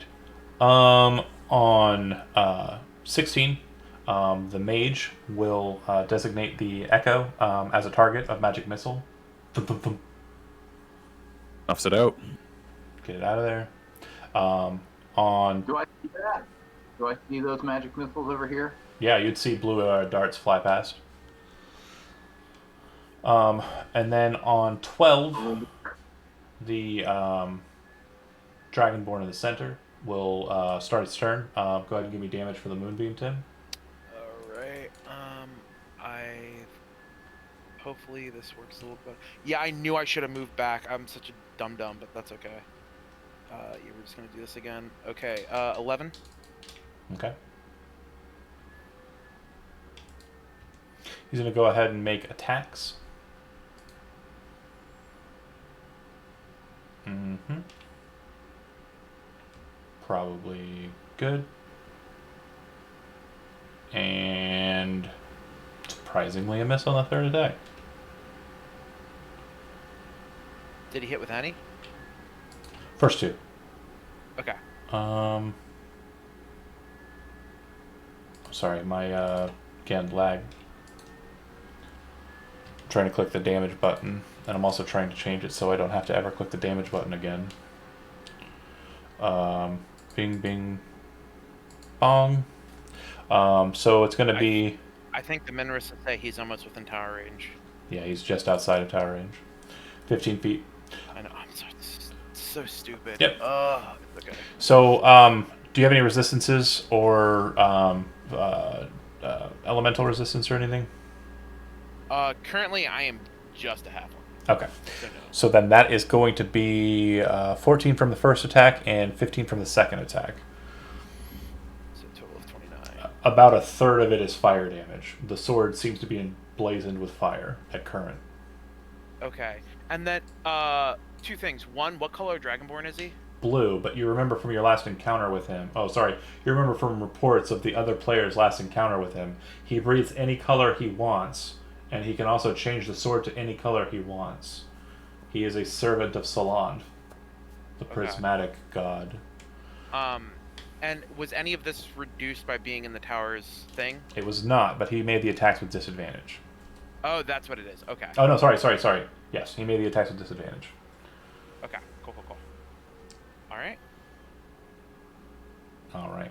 That is it for that. It'll go to Minras. All right. I'm going to use my movement, my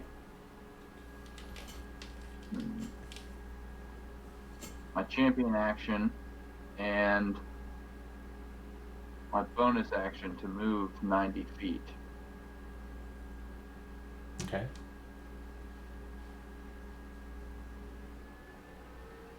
You are still technically hidden at the start of this movement.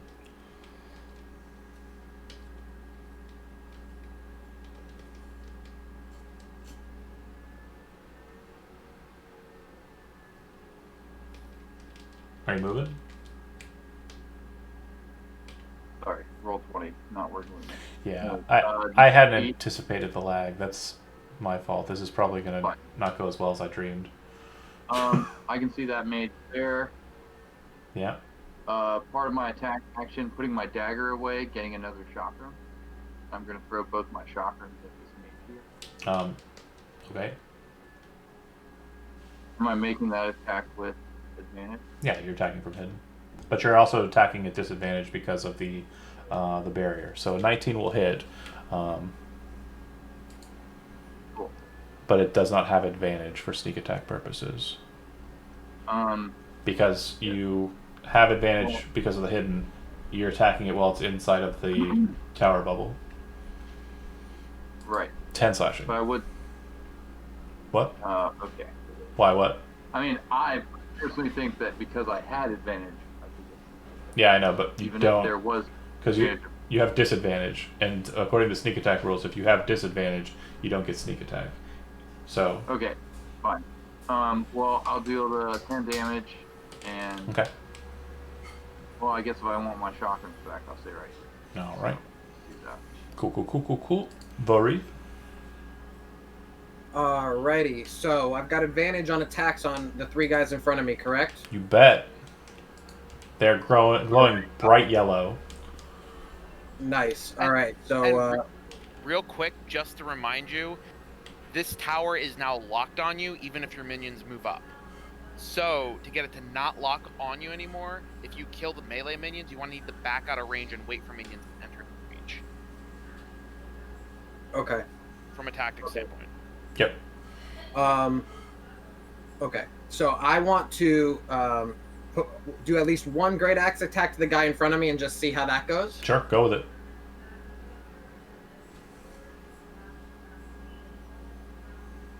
Hits. 15 damage. Okay, that wounds it pretty well. It doesn't seem to kill it. All right. Okay. Then am I in range to hit the one right next to it? You bet. Or you could continue attacking the same one. No, I'm not. I'm gonna hit him again, but not with this attack. I'm gonna flurry of blows after this. Okay, because you do have extra attacks, so you can make 2 attacks as your action. Right. I'm gonna make a second attack. Oh, I got second you. great axe attack. Oh, I see. You're On the guy next to this guy. you're parsing it. I got it. I understand what you're doing. Yes. Soften him up for the flurry. Yeah. Punch to the face. Give me that. That'll hit. That'll do 17. That one's still standing, so they're both about the same amount of wounded. Okay, so I'm gonna burn a flurry of blows, One key point. and then I'm going to unarmed attack both of them. Okay. 1/1. Yep. Yeah. This is against the first one. Go ahead, give me damage. Yeah. All right. Your rating, so that'll be +2. So we're talking about 8. 8 plus 15 is 23. That one is still standing. All right, screw it. Then that one again. Okay. 19 will hit, and any amount of damage would have been fine. It had 3 hit points remaining. Sweet. All right. That one's moved back. I don't want to get hit again, so I'm going to burn one more key point and Step of the Wind back. Okay. Real quick, have you used your champion action yet this turn? Well, real quick, I was going to actually do the same thing. You haven't used your champion action. You want to use it to move. You can't Step of the Wind because you already bonus actioned to flurry. So yeah, you're gonna You're right. you're gonna champion action move, which dashes and disengages simultaneously. You can move double your speed, and you provoke no opportunity attacks for doing so. Okay, then that's what I will do, and I'm gonna just go right next to Tully. Okay, well, right under. Yeah, they're flying. All right. Cool deal. Cool deal. Cool deal. You see that's the my turn. aura kind of Tully, from your vantage point, you can watch the tower kind of follow Vo as he exits the area, and once it does so, it kind of then just kind of starts floating and less terse. But yeah, Vo, good turn. It'll go to 8. Minros flies out of the shadows for you, Corfax, and you watch him throw the chakram, snap it back into his hand, and kind of look, and then you watch as the big guy, kind of having not readied his action for that specific exchange, turns and uses his action now to throw one of the chains out towards him. And Chad is... Oh no, I was getting food. I couldn't mentally tell him not to get hooked. So yeah, the Oh no. thing throws a harpoon towards you, Chad. Does a 21 hit? Chad? Yeah. Okay. So. As an action, I harpoon you. You take 21 points of piercing damage. You're grappled. And as my bonus action, I will pull you 15 feet towards me. As you enter into the space of the tower's vision, it will go ahead and detonate down into you. You take 20 more points of damage. Damn.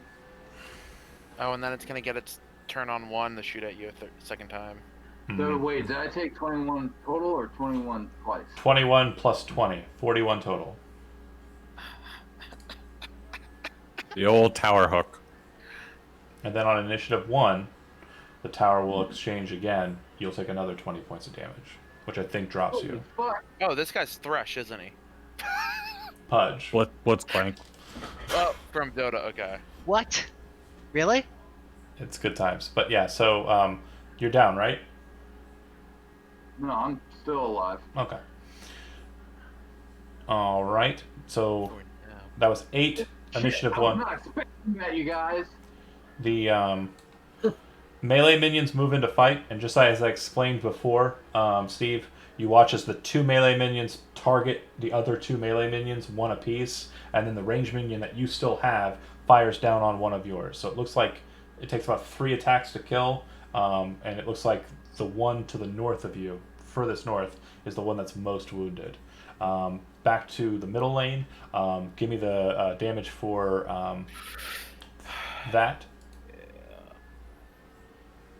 Let's roll it. Roll that beautiful bean footage. Okay. 8 radiant.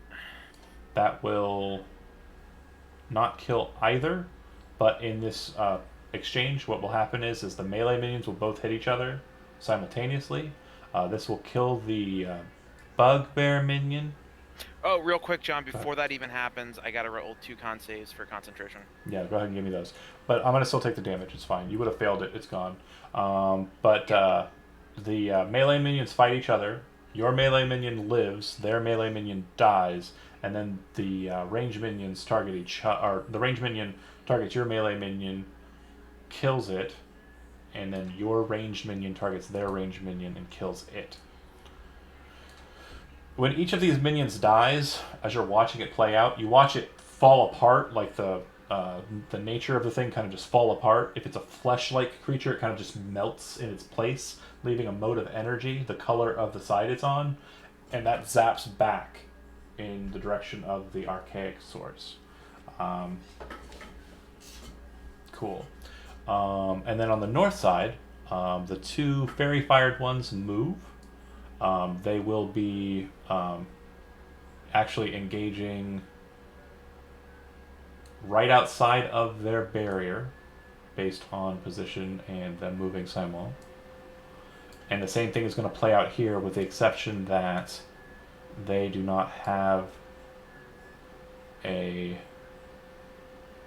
range minion. I don't believe. Sorry, hold on. Lag. The range minion would move up, sorry. So it's actually going to play out exactly as it did before, except that these ones are already wounded.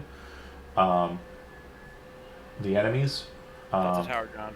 That's a tower, right? That tower just got shifted. Oh, good times. I know where it goes. They could move the whole time. So this is going to play out. This one's going to play out a little differently because they're already down one. So your melee minions both focus their melee minion. It dies very quickly and it doesn't get an attack out. The ranged minion shoots at one of your melee minions, and then your ranged minion shoots at their ranged minion. So, yeah, it looks like there's a bit of damage going back and forth, but most of it's being dealt by your side. Okay, then movement. 25. The tiefling will get up and move underneath the light of the tower, and the skeleton guy moves on the same initiative to stand before her. She is going to cast a spell. Let's see.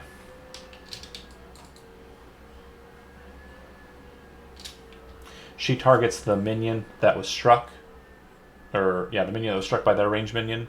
A very similar effect. The harpy is basically throwing down kind of a bolt of necrotic energy. She does the same and strikes it. Seems to be a bit more potent when she does it, and that'll actually kill the minion. Okay. Now, done with that, and it'll go to Mary. Oh boy, I'm too close. As much as I was hoping to realize that I should have analyzed, well, I should have backed up on my last turn, so he had to move within tower range to hit me, and I didn't realize. Like after Someone the fact. literally yanked me out of my seat. What's that? Someone literally yanked me out of my seat. Yeah, it's a shame he tried to grapple you though, because you have freedom of movement. Oh. Oh yeah, totally. I'll be fine. No. Hold on. Sorry. That's not too far back to go back on. You are going to go ahead and move yourself back to where you started. So that was here. Mm-hmm. And you won't take the tower damage, so you're up 40 from where you're at. I could not have pulled you. Is this the guy that yanked me? Yeah. What? Oh my gosh, freedom of movement so OP on that guy. Yeah, I couldn't So have pulled. what? I couldn't have pulled you. 41 points. 40. I said 40. Okay. You should be down 21 from where you were. So yeah, again, I said it grappled you, and then as a bonus action it reeled you. It cannot reel you if you are not grappled. That's good to know. Thank you. Excellent. Amazing. Yeah. Incredible. Good counter. So glad this worked out. Good counterplay. Didn't even know you did it. All right. So I'm That's gonna use my champion action to what's the terminology? Move. Yes. So I can move back and not take. Ooh. First, we are going to attempt a No, we don't want to do that. Yeah, we're gonna move back. Okay. We'll do that. It's kind of a waste of a move action, but oh well. Sure. then we're going to spells. Oh gosh, Tim, you should have thought of this before it was your turn. Let's do some conjure animalage, just at 3, and let's see how this goes. Let's have some fun with some wolves. Okay. 8 doggos. And surround him. Okay. Perfect. So you will note that as you cast a conjuration spell that summons creatures into existence here in the Pursuivan's Rift, it does not summon them to you or your designated location. It summons them at the fountain. Oh, okay. Werewolves or regular wolves, right? Regular wolves, yeah. Okay. And there's 8 of them. Yeah. Fascinating. That's good to know. I was hoping to do it. Wow. Good thing I didn't play Lycan or Broodmother on this map. I was hoping to do it when Chad summoned up the Djinn, but you ruined it. You ruined the surprise. So remember that, Chad. Only summon your Djinn after you recall, 'cause then you can come out with it. What do you mean? If you If you ever summon, need- if you summon your Djinn, it's not going to go where you want it to go. It's going to go in the fountain.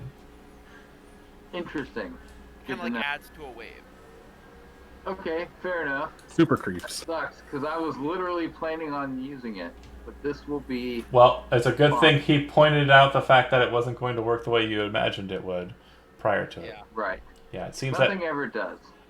as you cast the spell and realize what's happening, you realize that this dimension that you're in, the only entryway into it for anything being summoned from outside of it, and that's exactly what's happening, is that source where you come from.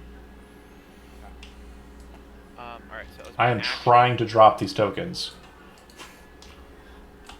Thanks for making my Echo the exception to that rule, or else it would be useless. It's not summoned. It's not.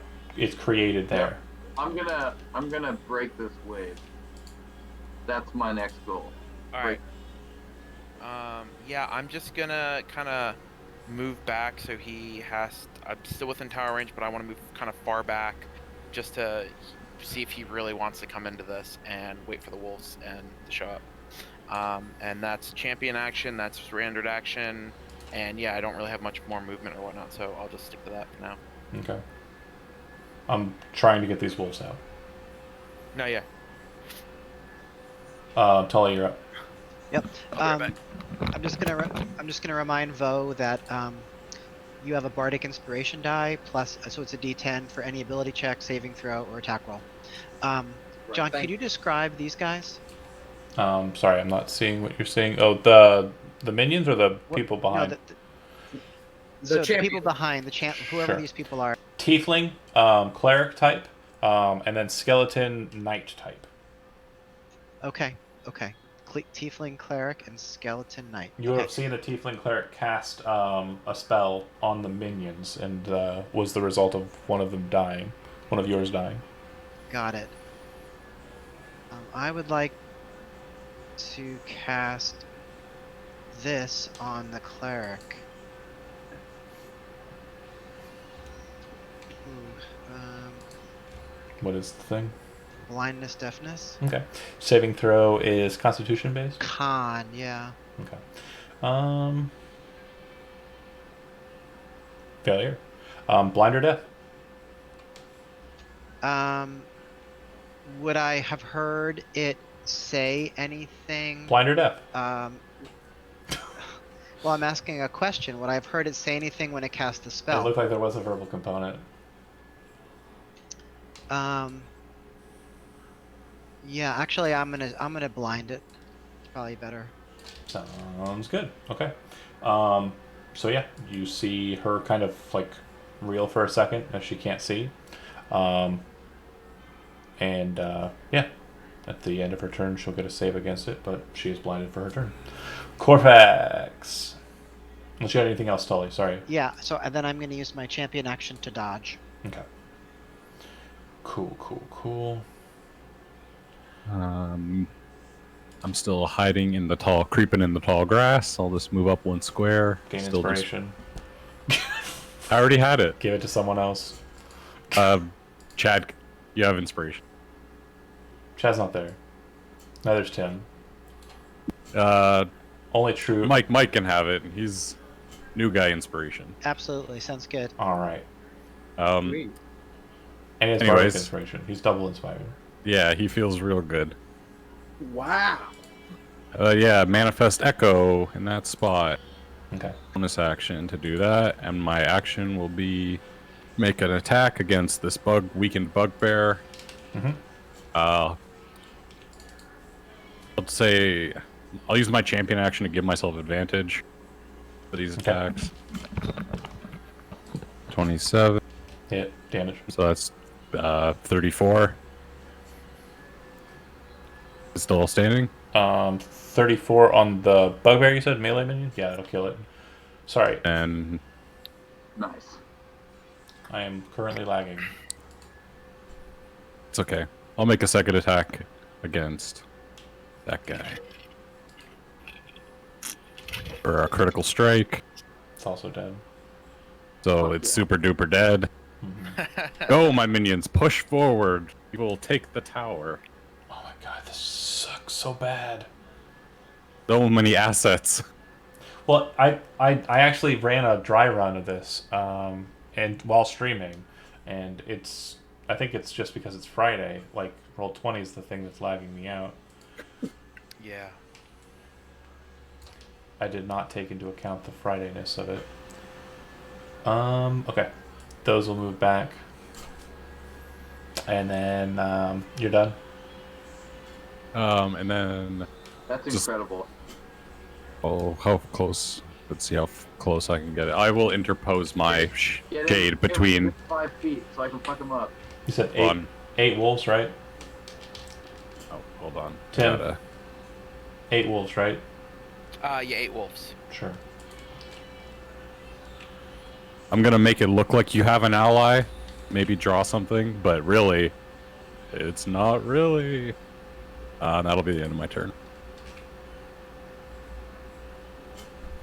I'm just trying to. Alright. So in between Minros and Corfax went Dragon Mage and Dragonborn. So the mage, John, real quick on positioning of that tower up there, it's like between 4 squares where it looks like the other ones are within a square itself. Just that might affect distance. the one on which were the top. Bottom, enemy bottom, first tower. Yeah, it's actually technically in the right corner of that. It's just covering up the actual like image of the tower on the thing. So All right, cool. yeah, 1, 2, 3, 4, 5, 6, 7, 8. There. They should be all in the yellow. They should be all in the yellow, Tim. So just move them in there. So I was saying Dragon Mage is going to do a fights. He will cast a spell on Minras. Actually, hold on a second. Yeah, cast a spell Oh, on no. Minras. I'll be making 3 attacks. Oh shit. 19, 21, and 22. Do those all hit? 19, 21, 22. Yes, they do. Alright, you take 21 points of fire damage. Okay, how much damage on the first attack? 'Cause I'm gonna use 7. evasion. Oh, sorry. You take 7 from the first attack. Uncanny dodge is what you're gunning for. Do you want to evade?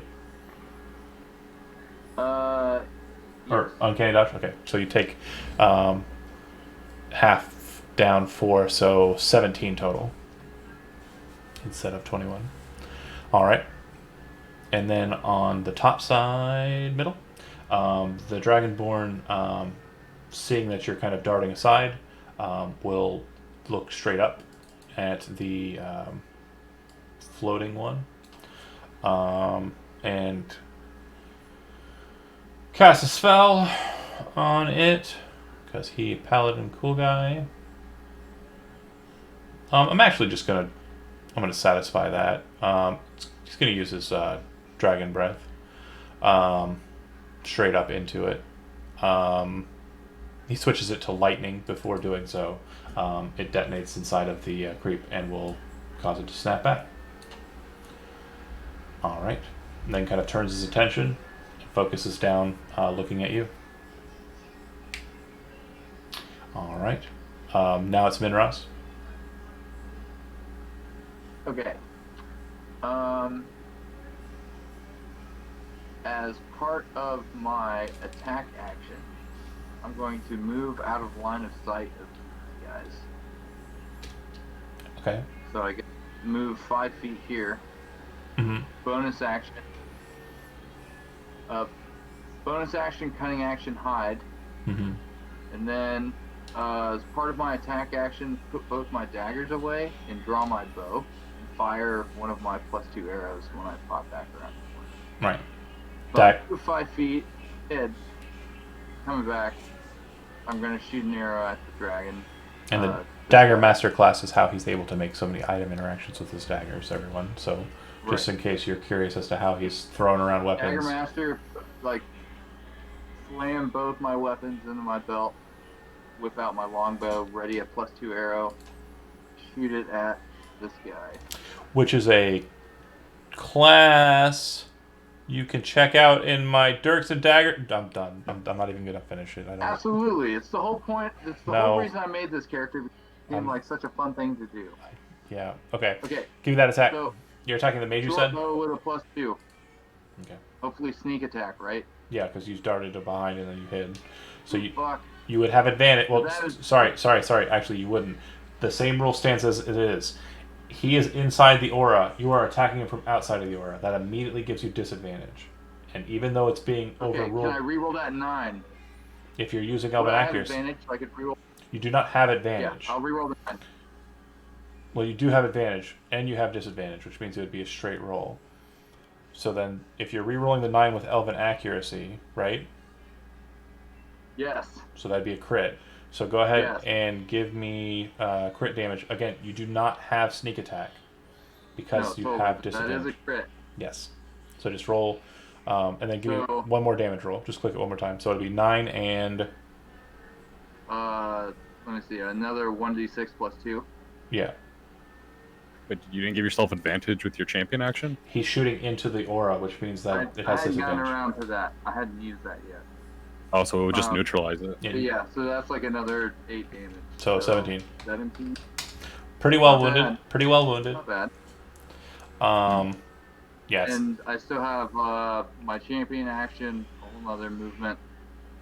I haven't used my bonus action. I think we're going to use my bonus action to use the mother. You bonus action hid. Oh, I did. Yes, I did. Okay, that's fine. I still have my champion. My champion action. Another short bow attack. Okay. This one I don't think will have advantage, so no sneak attack. No. Okay. 17 still hits. Yeah, cool. That's a 10 damage. I'm just using a normal arrow on this one. The mage is bloodied. Cool. And then I'm gonna use the rest of my movement to move away. Okay. 1, 2, 3. Cool. Anything else? 4, 5, 6. Done. Yep. Bo Reed. Is it called shot at disadvantage? Well, tell me what you're gunning for here. Okay, well, I'm just thinking that I see this blind cleric in front of me, and I just want to I'm going to put 2 javelins right at her eyes and keep her that way. Okay. So you will be at disadvantage because you're shooting outside of the tower into the tower against someone underneath. But has advantage because it's blinded. Right. So it'll be neutralized, and that's fine. So it'll be just a regular static throw. You can go ahead and do that if you'd like. There's one more. Oh, that's actually the flying one, so you can't target that unless you're throwing a javelin at her. I'm throwing javelins, but either way, I'm throwing them both at the champion. I'm not worried about that minion. Got it. It's a miss. It was the wrong kind of attack, right? Well, we're still gonna go with that Oh, roll. You're right. It was. But yeah. The roll would basically be the same. Um, well, it would be plus 4 more, so it would be, it still would have yeah. missed that first attack. The second attack will hit. Okay. Do I get one of the eyes? You hit her. It does appear that you're striking her. It doesn't look like you hit your dedicated target. It looks like there was like a wobbliness as it pierced the barrier around the tower, and as it came into her, it kind of struck her in the shoulder and not the face. Yep. Okay. And then it'll go to the 8, which was the hooker. Okay. He will target the minion with his chain. He hits, he pulls. The tower shoots it, it dies. No. And then he will stand in position, waiting. Yeah.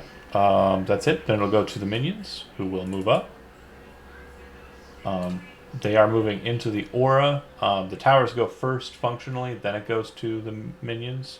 So the tower will not shoot on initiative 1. They are both going to focus fire into the weakest of the 2 targets, which will be the Dragonborn. First attack. The soldier misses. Slide him up so he's actually adjacent. And then the mage casts a spell. And that'll do damage. Not too bad. Yay. Solid. The turn here at initiative 1, middle lane, both sides reform. Do nothing. Top lane, the combat goes as such. The melee minion can't attack. It moves into the tower's aura. It does not attack on one because minions go after towers, but it does get its reaction, so it will shoot the minion. So the minion is damaged. And then the ranged minion will attack the ranged minion, and the other ranged minion will attack the other ranged minion. The one that is on the opposition side dies. And then after that, the ranged minion on your side will be moving in behind their soldier minion. The soldier minion does get to attack the tower, and soldier minions automatically hit tower targets and bypass their hardness. Hitting towers. Looks like the damage is pretty true from the your tower's pretty beaten up compared to everyone else's towers, which are 100% fresh. So top lane is doing good. All right. Not for long. 25. It goes to the tiefling who is blinded. They are going to cast a spell on themselves. Looks like they're casting Cure Wounds. And it looks like all the damage that was dealt with the javelins has been refreshed. And the skeletal knight will attack your melee minion. Misses with the first attack, hits with the second attack. And let me check something here.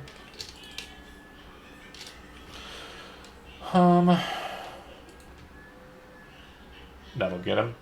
So the melee minion is down.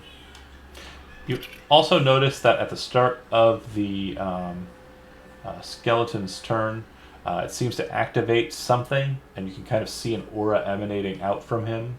Like there's like a negative kind of waviness about him, and he'll step in after killing that to the edge line of the that.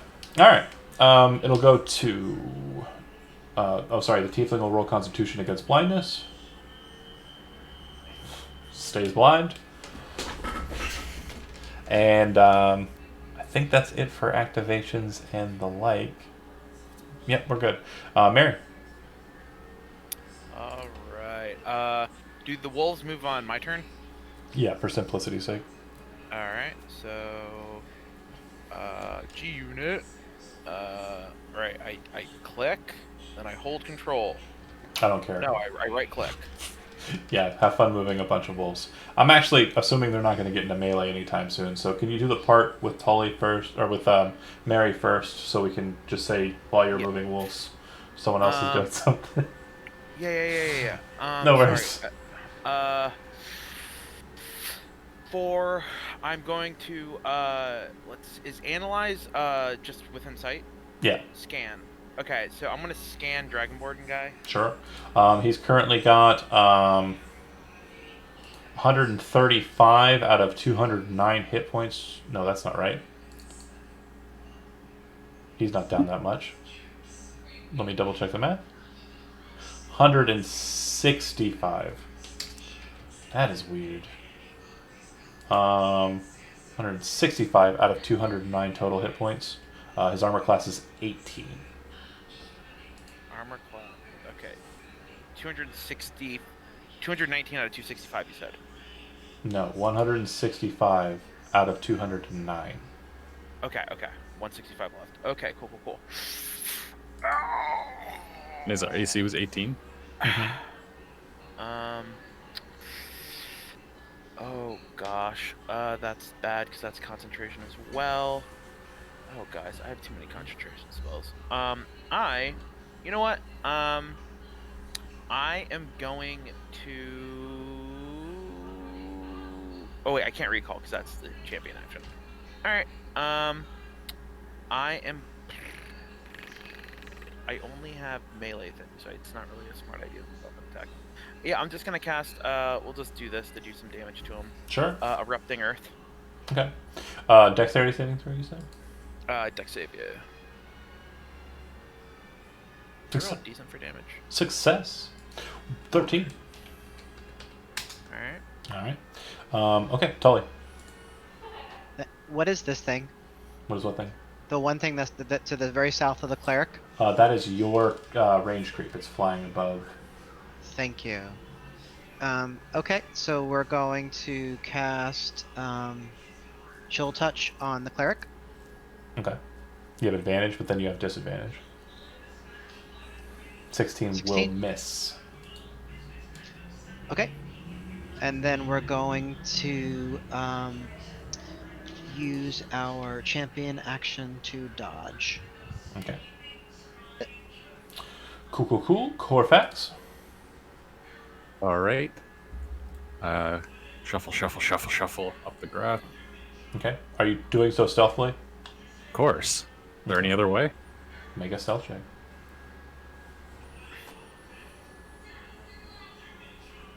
26. Yep.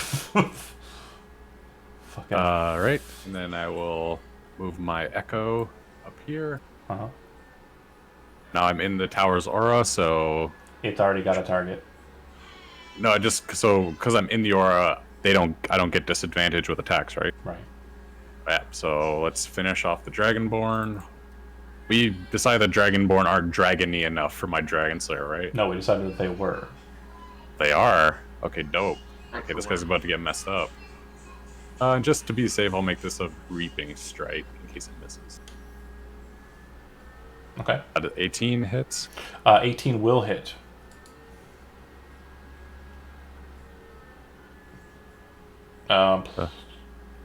That'll do. Yeah, they fall to the ground. All right. The shadow kind of blurs through the obscuring terrain, kind of dashes out, blade out, strikes into the Dragonborn, who goes spiraling down with a bit of blood.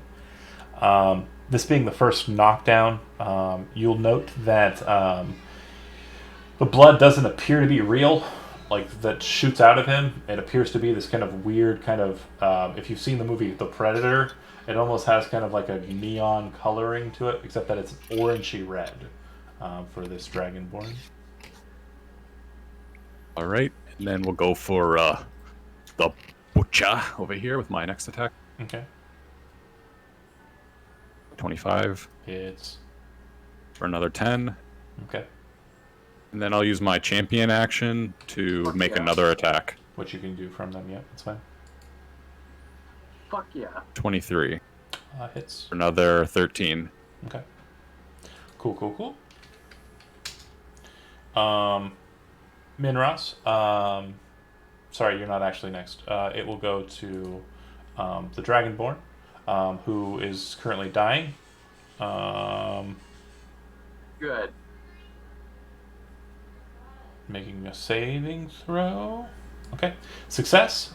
So it succeeds on its first death saving throw. It disappears.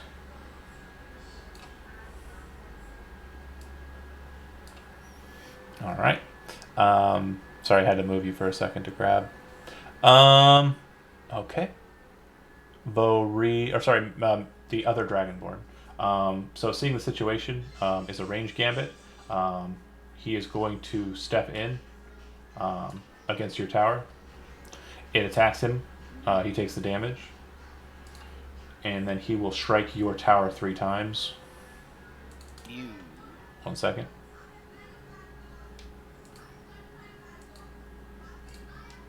Guys, he's attacking my tower. That's really good, actually. Which lane? Mid. Yep. Okay, good to know. Yeah, it basically, you see chunks of it and splinters in the mithril as he kind of slams into it, kind of rents the metal and kind of bends it aside. Looks like he does enough damage to. It's not bleeding, but you get the terminology. It is bloodied. John, quick question. Shoot. Could I have actually dodged with my wolves? Or not dodged, dashed for more movement? I told you to move your wolves as you please. I didn't want to deal. No.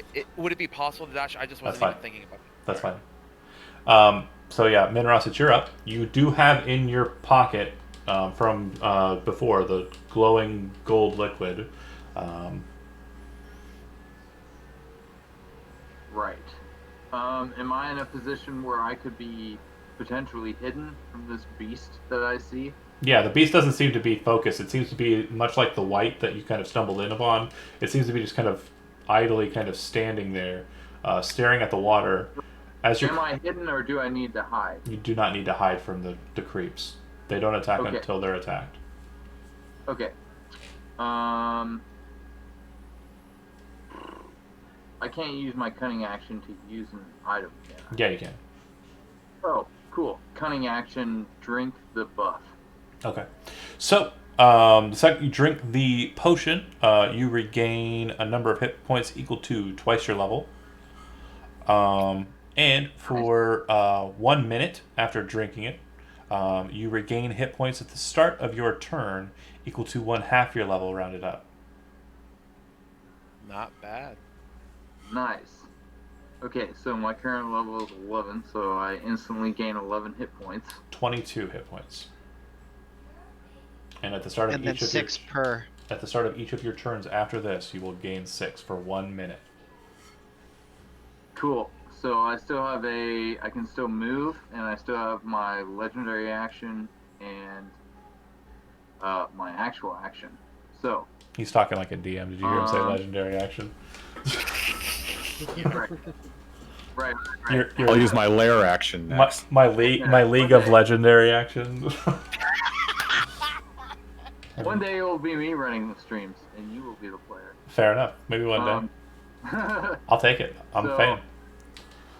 I'm still hidden. I'm going to run in here. I'm going to use my legendary action to attack. Give it.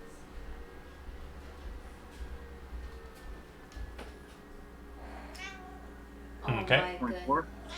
That'll hit. Did I have advantage? Sorry, say again? Did I have advantage? Well, you didn't take the hide action. You wouldn't have advantage. You'd just be striking true. I didn't. Were you from before? Yeah, we established that. Okay. Yeah, then fine. You'd have advantage. Cool. I'm going to re-roll that 19. Sure. It's not a crit. So that would be an 18. It wouldn't be a crit, so it doesn't matter. Damage. Anyways, I'm in with the sneak attack damage and the extra player damage. So we have a 23, 10, a 3, and an extra 20. Yeah. So Total? 33 plus 23. Total? 56? 56? Yeah. So the first thing you note is when you strike it, you're expecting it to do all the damage you're expecting. It seems to be resistant to your damage. And then as a reaction from taking damage, I need you to make a Constitution saving throw. Oh shit.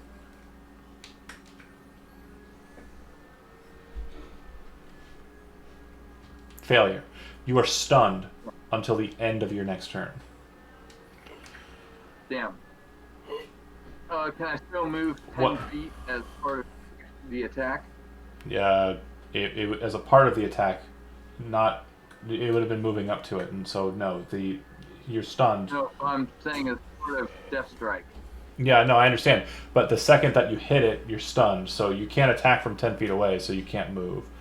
The attacking was the trigger for the reaction. So what you see is it seems to be calm, doing nothing, kind of looking into the water, and then you kind of move up and stab at it and kind of hit it in its thigh. It kind of reels, lifts the other foot, and slams it down suddenly, and this wave of force kind of causes you to kind of become dizzy and stunned out. Okay, so I still did a decent chunk of damage to it. Not bad. It's not bloodied. Okay, definitely. Okay. Yeah, it's And I'm just big didn't boy. take damage. No damage, just stunning. I else I reported can do, or situation is to everyone. What was that? Stunned by the render. Okay, so everybody would know in character. All right, Voreve. So I know that if I pass this line that's right in front of me, I'm going to get shot at, You would correct? know the opposite, actually, because your minion has bypassed the line, so that means that the minion is currently the focus of the tower, not you. So this is the time to move in. Okay, well then this guy is going down. Get it. Okay. Get him. so- Now I'm gonna point out a couple things real quick. I just want to make sure you know what your options are. You can go for the guy who looks fresh and heroic. You can move in past him to behind him without taking an opportunity attack and smash on the tower. Or you can attempt to bypass him entirely by moving around the outside and go for the blind tiefling. Just want to make sure you know your options. The cleric is blind, right? She's Yes, also a the tiefling. tiefling. She's also Okay. She is both. So. Okay, I would like to stunning strike the guy right in front of me. Okay, hold on. I just have to make sure I know how his aura works.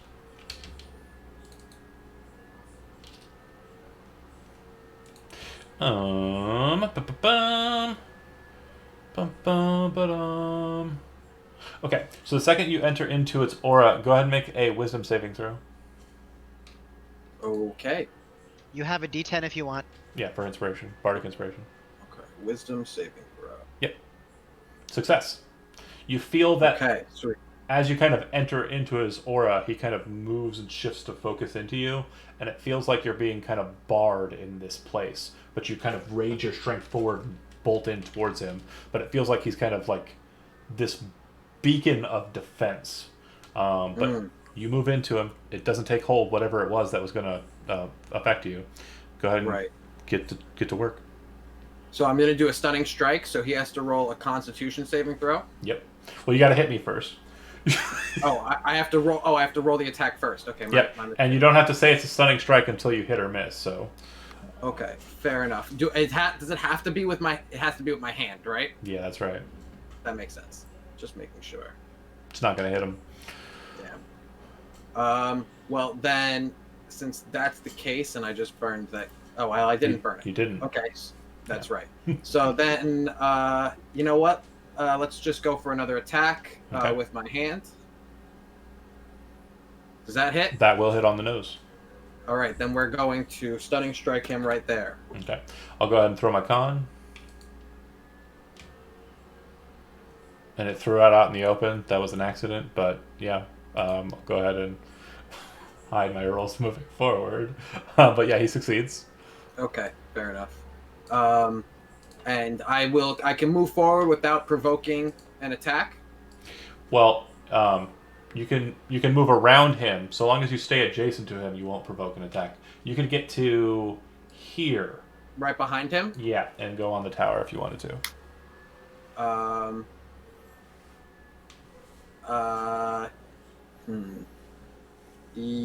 gonna put myself.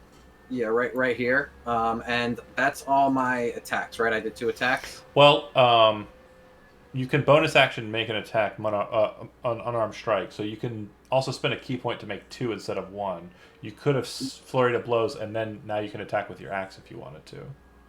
If I flurry of blows, I can attack with my axe? I thought they had to be unarmed. No, so you're not flurry of blowings with your axe. You're doing it in reverse. You're flurrying first, is what you just did, and then you're hitting the tower with your axe as your action. Oh, okay. Yeah, it's just it's what you did the last turn except reverse. Bonus action flurry of blows first. Second, you move up and then bring out the axe and swing. Okay. Then yeah, then we're gonna make another great axe attack. 2 attacks from the axe. Sweet. That'll hit. And again, it doesn't seem to be as effective as you had presumed it would be. Right. And the same is true here. But that will have it. So it does look like the thing is pretty well wounded. John, Sweet. has he used his heroic action yet to potentially get another attack? You'd still have your champion's action. You can make a 3rd attack if you'd like. I would suggest punching the structure. It seems it's resisting the normal attack damage. Right. I didn't even realize I got a whole other attack. Yeah, I'll attack the structure. Okay. With your hits on the nose, and that all of that damage goes through. So you notice that it seems to be the axe is not going in as meatily as you'd hoped, and your fists, because they are treated as magical, are getting through. Magic wolf claws. Yeah, Vo's slowly putting 2 and 2 together. Just throws the axe over his shoulder. Ah! Exactly. He's about to start throwing his weapons at people all over the place. Goes forward and he's like, Berserk Barrage! It'd be great if he throws his axe at the tiefling and then punch the tower. I was thinking about it. You beat me to it, but it was in here. That is a pretty cool idea. Let's see. So we're down to the bottom of the initiative, which means for me, my slowest goes, which was the mage who's currently... Oh, I'm sorry. My apologies. I wanted to mention that I picked up the javelins that were on my way. Okay, that's fine.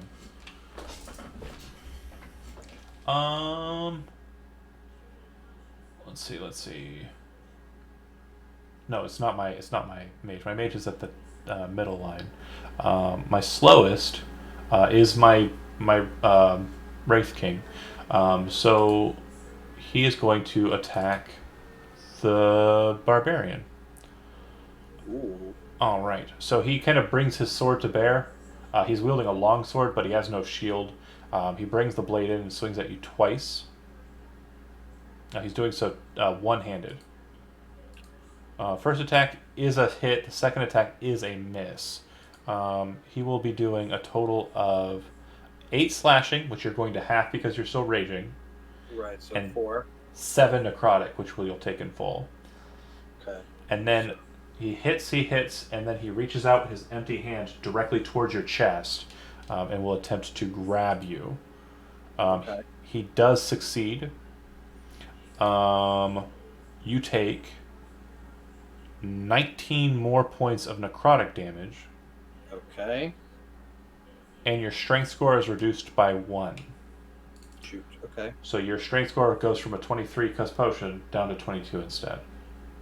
And you had those 15 temp HP, right? Mm-hmm, Yes, but not anymore.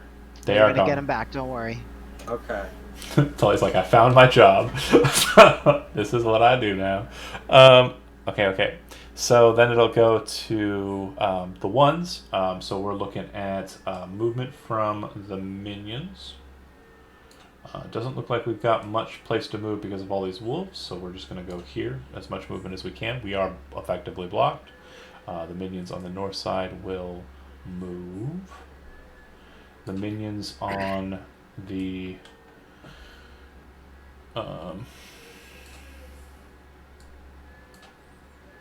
downline. I have not. Oh, I did. Okay. So then we are back on to there. Okay, perfect. And your ranged minion on bottom and your melee minion will go. The melee minion is going to move past the butcher and attack the tower. He hits. we know if there are more waves coming, or is it just this one wave gets recycled? It seems it's one wave that keeps getting recycled once the wave is destroyed. Oh, so it's not like I can expect. Essentially, this wave has to die before I can expect more to come. Correct. Yeah, All right. it's Trying to snowball down here. I thought about that, but I was like, oh, they could just do things that were done in Dota in old times, like summon a whole pack of wolves, block the lane, just build up a huge mass of them, and then let them go. No. Never. Yours is pretty damaged on bottom side, but not like destroyed or anything. And then the ranged minion will attack the tower on the top side, and this will be the first one destroyed. Woo! Good. Ooh, we each get 100 gold. Good job, top Nice. lane. Yeah, everybody. I informed jungler and bot that Nice job. first tower destroyed. So, oh yes, you guys destroyed the first tower in the middle. Top. Top. Fuck yes. Through mental communication, I want to say Incredible. Andy, good The- job. Yeah, thanks. Now, I apologize. I should have shot with the towers first, so I'll have done that. The melee minion on south side is pretty much close on death's door, and the ranged minion at top is also pretty much dead in one more shot. And then the Dragonborn will take 20 damage from the one he is facing off against, Yeah, that's right. as he's sitting underneath the tower. Perfect. just This is gonna be great. as a free action, I just want to like let top lane know, since you destroyed that tower, you can probably expect them to send like reinforcements up there before you get to the second one, because that's their weak spot now. And that would be minions. No. Maybe champions. it's another champion, because I killed one of the Okay. champions down here. When he respawns, He's he probably may gonna go top instead of bottom again. So just be aware. Probably. Be aware. Okay. All right. So on 25, the Tiefling will go, still blinded. They are going to retreat. I'm rolling a d8 to see if they know what direction is out. Okay, so they're going to basically kind of move caddy and hit wall. So they're only going to be able to move half their speed. And at the end of their initiative, they'll roll Constitution. They are sighting. They have vision again. So that will destroy the blindness, deafness spell. It's ended. I thought this was the cleric. The cleric is the gold one. Okay. Yeah. Yeah, the one in front of us is the knight, the like undead looking knight. Yep. Got it. And in case you weren't aware, if we're keeping yourself from casting other spells, blindness, deafness does not require concentration. I know. Thank you. I've been actually working on that, so I'm good. I can cast other spells. Yep. But now it's down anyway, so. Yeah. Let's see. The other person that goes above the top of the initiative was the butcher, who is going to, at the start of his turn, bear with me here.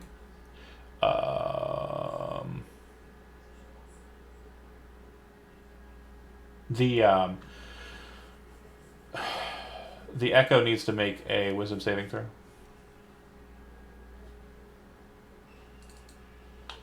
I got a 19. Success. So nothing happens. The minion, melee minion dies though, and the ranged minion is outside of range for that aura effect. His stank. Yeah, it does appear that there is a certain essence of the funk nasty that seems to be kind of emanating from him. He will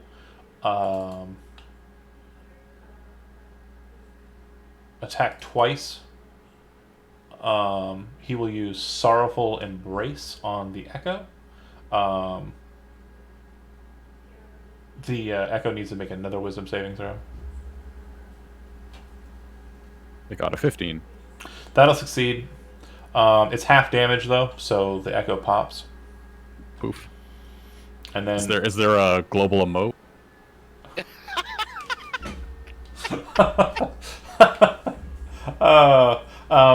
I can't keep giving you inspiration for knowing the references.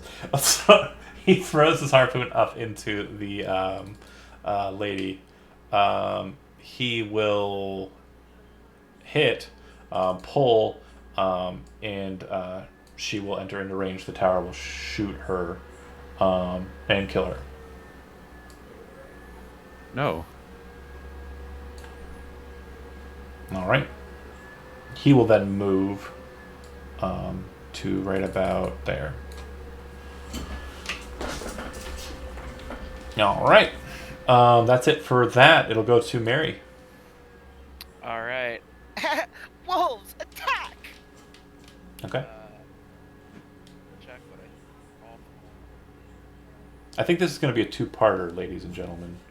It seems so. Yeah, I definitely think I was about to quote George Lucas. I may have gone a little too far in a couple of places. No, it's fun though. Concept-wise, I think it's good, but I think I'm going to need to streamline it a bit more for writing purposes. Might have gone overboard. Again, it's high level. I want it to be like very strategic. But yeah, sorry to cut you off. Bunch of wolves move on to the Dragonborn. That's fine. I'm actually going to send the two closest out. Oh, fart, Tim, why'd you do this? Can do a control? Yeah. Mm-hmm. And then they should have at least 15 more movement. And then these guys will move up here. Alright, and wolves attack! And they have advantage because of pack tactics. Yep. Roll 2d20k 1. And then do I do the plus? Why don't you just open their character sheets in your journal? Oh, I didn't see it before, sorry. Oh, there it is. Thank It's you. right at the top. Alright. 18 hits. Alright. We'll just roll 2, 3, 4, 5, 6. Right? Yep. So 2 hits. Damage. Alright. If I hit attack, do they... Yeah. 5 and 10, and he has to make 2 DC 11 strength saving throws. Yep, I already rolled him. He's good. Alright, I figured. Alright. And then,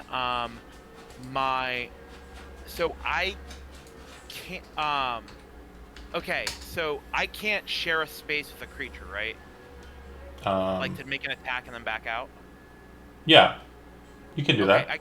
I just can't rest there. Right. Alright, bonus action, move. Mm-hmm. Or not, champion's action, Move. So I have the disengage feature. Understandable. This guy has Sentinel, doesn't He does. Oh, I would know that, wouldn't I? You would not. Okay. Well, then I already committed. This is gonna go terribly, guys. Oh man. Poker reference. All right, we're gonna demolish. Miss? Do I have advantage being in the aura thinga? No. Advantage. Okay. The only thing that the aura does is anything that's coming into it from outside of it has disadvantage if it's an attack, and you have advantage if you have to make a saving throw from a source outside. That's it. Is this really important for you? Like, is this going to be a big game changer? Just demolish? No, not at all. It's a cantrip. It's a cantrip. Okay, never mind. I just wanted to do more damage. All right, and so Miss. I'm gonna think I can move back safely, and what? He hits me. He will attack you. Yeah. Yeah. All right. Roll that beautiful damage. 17. Yeah, I got it. That hits. Is that calculating right? Wait, What's your AC? I should have a shield, right? I don't know what you have. It still hits. I have a Okay, so you're gonna take 12 slashing and 6 fire. 12 slashing, 6 fire, and that's all 12, 6. That's 18 total, right? Yeah. All right, so I need to beat a 10. Whew. Okay. All right. 12, 6, 6. Anything else from you? And I can't move because of Sentinel, correct? Yeah. So because you're stopping in a creature's space, you are stuck. The creature is forced to move out. So if you would be so kind as to switch, you and the wolf needs to be outside of the circle now. All right. And then we'll go ahead and move on to Tully. Yep. I already know your champion's action. You said 15 temps for... Yeah, I'm gonna embolden Vo. 15 Thank you very HP. much. Thank you Yep, very yep. much. Is the cleric wearing armor? The cleric is wearing armor, yeah. Yeah, so we're gonna do heat metal on the cleric, Okay, Ooh. and we'll do it at 3rd level. sure. So 17 fire. Okay, so it'll be halved because they're a tiefling, Oh shit, I forgot about that. and Damn they it. save against it, so they'll take half of half. So 17 half would be 8. There is not a save. DC 17 con saving. Oh, that's the hold on to the weapon. That's right, because they're in the Yeah, armor. yeah. It just takes it. That's right. That's right. That's right. Just unless it takes the armor off. Nope, I'm good. Gotta All love right. heat metal. Yeah, but she doesn't seem to be as worried about the spell, and it's your concentration for it, so she seems to be fine with that exchange. And then you're done, right? No bonus actions? No bonus actions. I'm gonna move back just a little bit. Certainly. Corfax. For the purpose of Slayer, are towers non-champions? They are. So I get the. Plus Big 20 damage? versus the... Yep. All right, sweet. I guess You know what? I have this potion on. I can take some hits. Let's do it. I was here the whole time, you fat guy. Ha. Okay. I'll take my damage. You see him as you kind of run out. He kind of looks at you and goes, I'm going to eat him. Does the tower already use its action, or is it hitting me? No, yeah, it hasn't. Take 20. Take 10. No, it's not an attack. Sorry. It's like magic missile. Yeah, no, but the invulnerability potion burden. Oh, right, I have right, resistance right. to everything. Sorry. I didn't remember you caught that. Go ahead. Bonus action. Make a ghost. What? Let's do it, buddy. I'll unleash incarnation, and we're gonna take this tower down. Okay. Then champion's action. Advantage. Yep. 15 to hit the tower. Not at all. Darn. 25 to hit the tower. That'll work. 9. And then, so it's 17 so far. Okay. Then 1 attack from the echo. 19 to hit the tower. Hits. For another 11. We're looking at a total of 28 28 damage. on the nose. That'll kill the tower. Nice. Nice job. All right. Done. Done. Okay. It'll go to the Dragonborns. Something happens with the Dragonborn mage.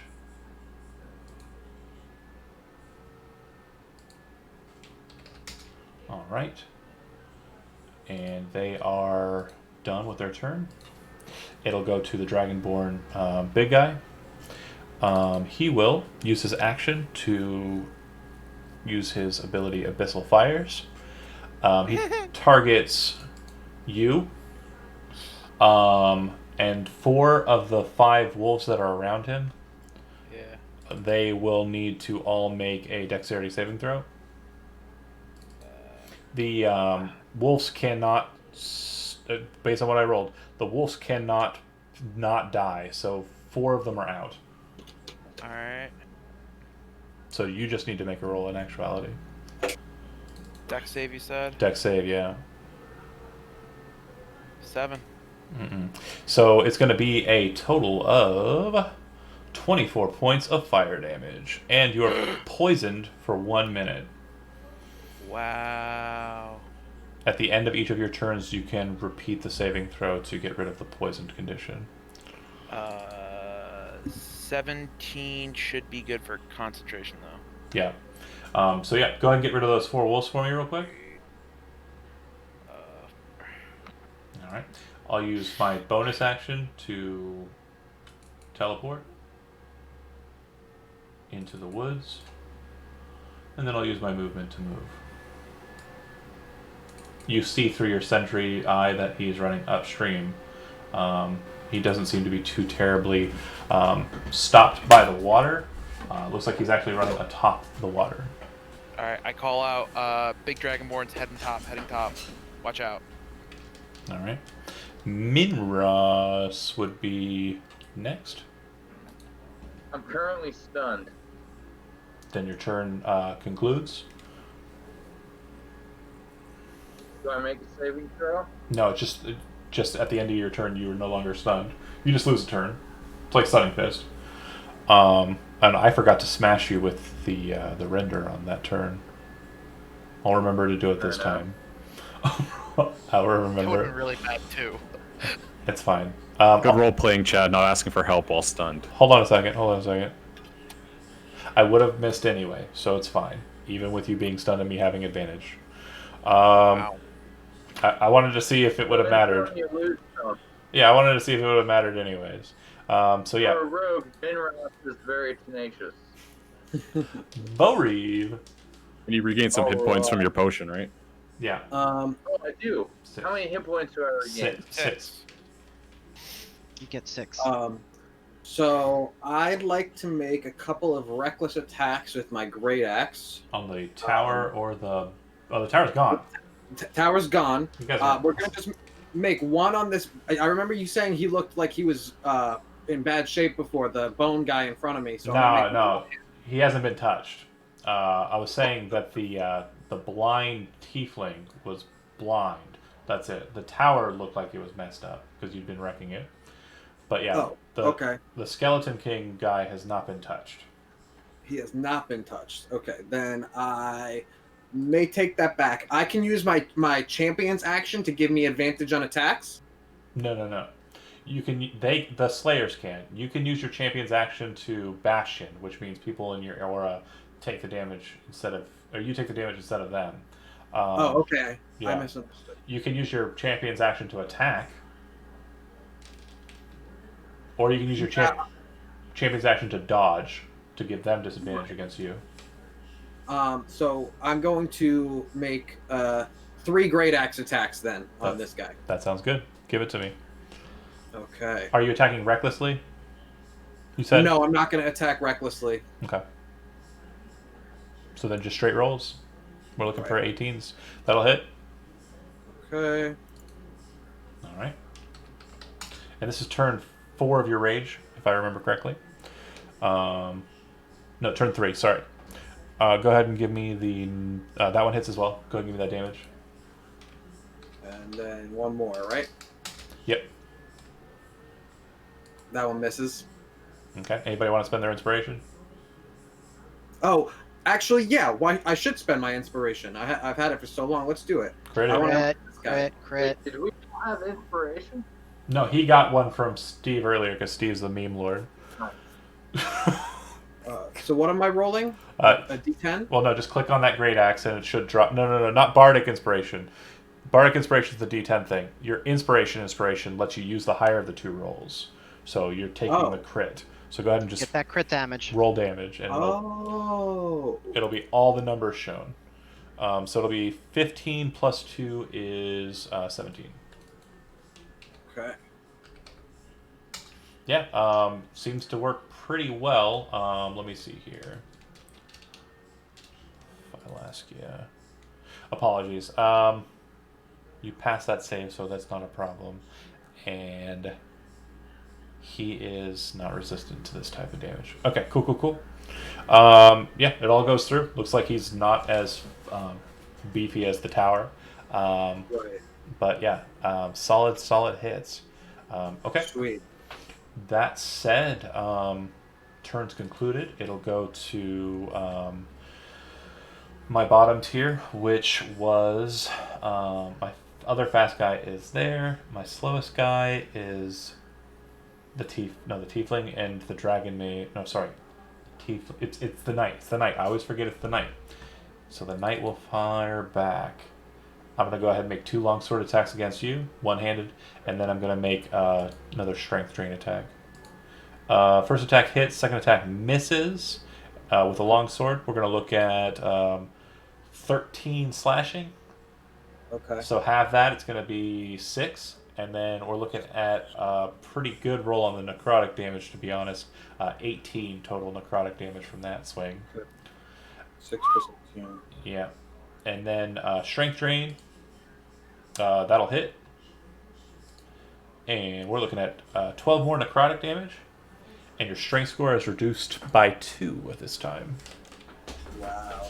Okay. Which means okay. your attack modifier and the like is now reduced, unfortunately. All right. All right. Now the hard part. So we're moving some minions. There's at least a path down mid now. Yeah, for Of sure. sorts. The minions will all have to dash to. Actually, nope. We're gonna meet lopsided because the wolf's blocked, and that's where we'll meet. Just outside the bubble. Okay.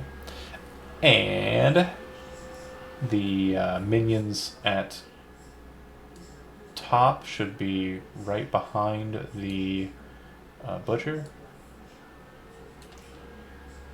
For some reason it only moved the one bugbear. That's fine, whatever. Now we got it fixed. And the minions on top lane will move behind the tiefling, I think. Yep. Oh, right. That wasn't too bad. Oh, and then the bottom lane, good guy creeps, reactivate. Alright, and did I have anybody in tower range for shooting? No, everybody's outside of towers. Okay, cool. That was, yeah, that's about as easy as I expected it to be. Moving on to the top, which goes the tiefling and the butcher. Butcher will move.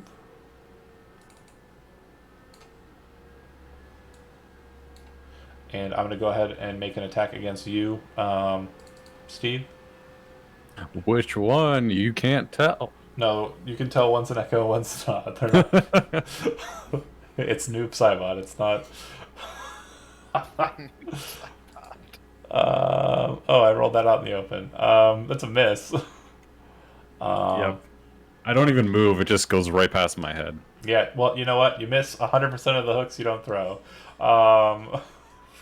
I mean, you're probably hit more hooks than the average Pudge player, so good on you. Fair I mean, the lonely player. I'm definitely getting more than Dan would. Oh, I hope he will. He never will. Moving along. So the tiefling at top is no longer blinded. She is going to cast a spell. This one is targeting the barbarian. Of course. Yeah, you're kind of our main problem right now up here. Yeah, I'm slashing away. You see a bolt of pure, raw, like that orange energy fly at you from her grasp. 20 hits. You're going to be taking, looks like 16 radiant damage. And the next 15? 16, sorry. 16, okay. The next attack I make against you is made with advantage. Got you. Tully, you recognize the spell as Guiding Bolt. The tiefling will then, after casting Guiding Bolt, move behind the wave and inside of the aura of the tower behind her. All right. That is the top. Mary, you're up. I'll be right back. Alright. Just as a verbal command, not any actions, I tell my wolves to assault these minions and push the wave. Okay. And then I, just so they have actions to do, and I recall. So we'll just handle this first, though. Shaboom, shaboom, shaboom, shaboom. Go ahead. Are you going to focus fire them on one melee guy?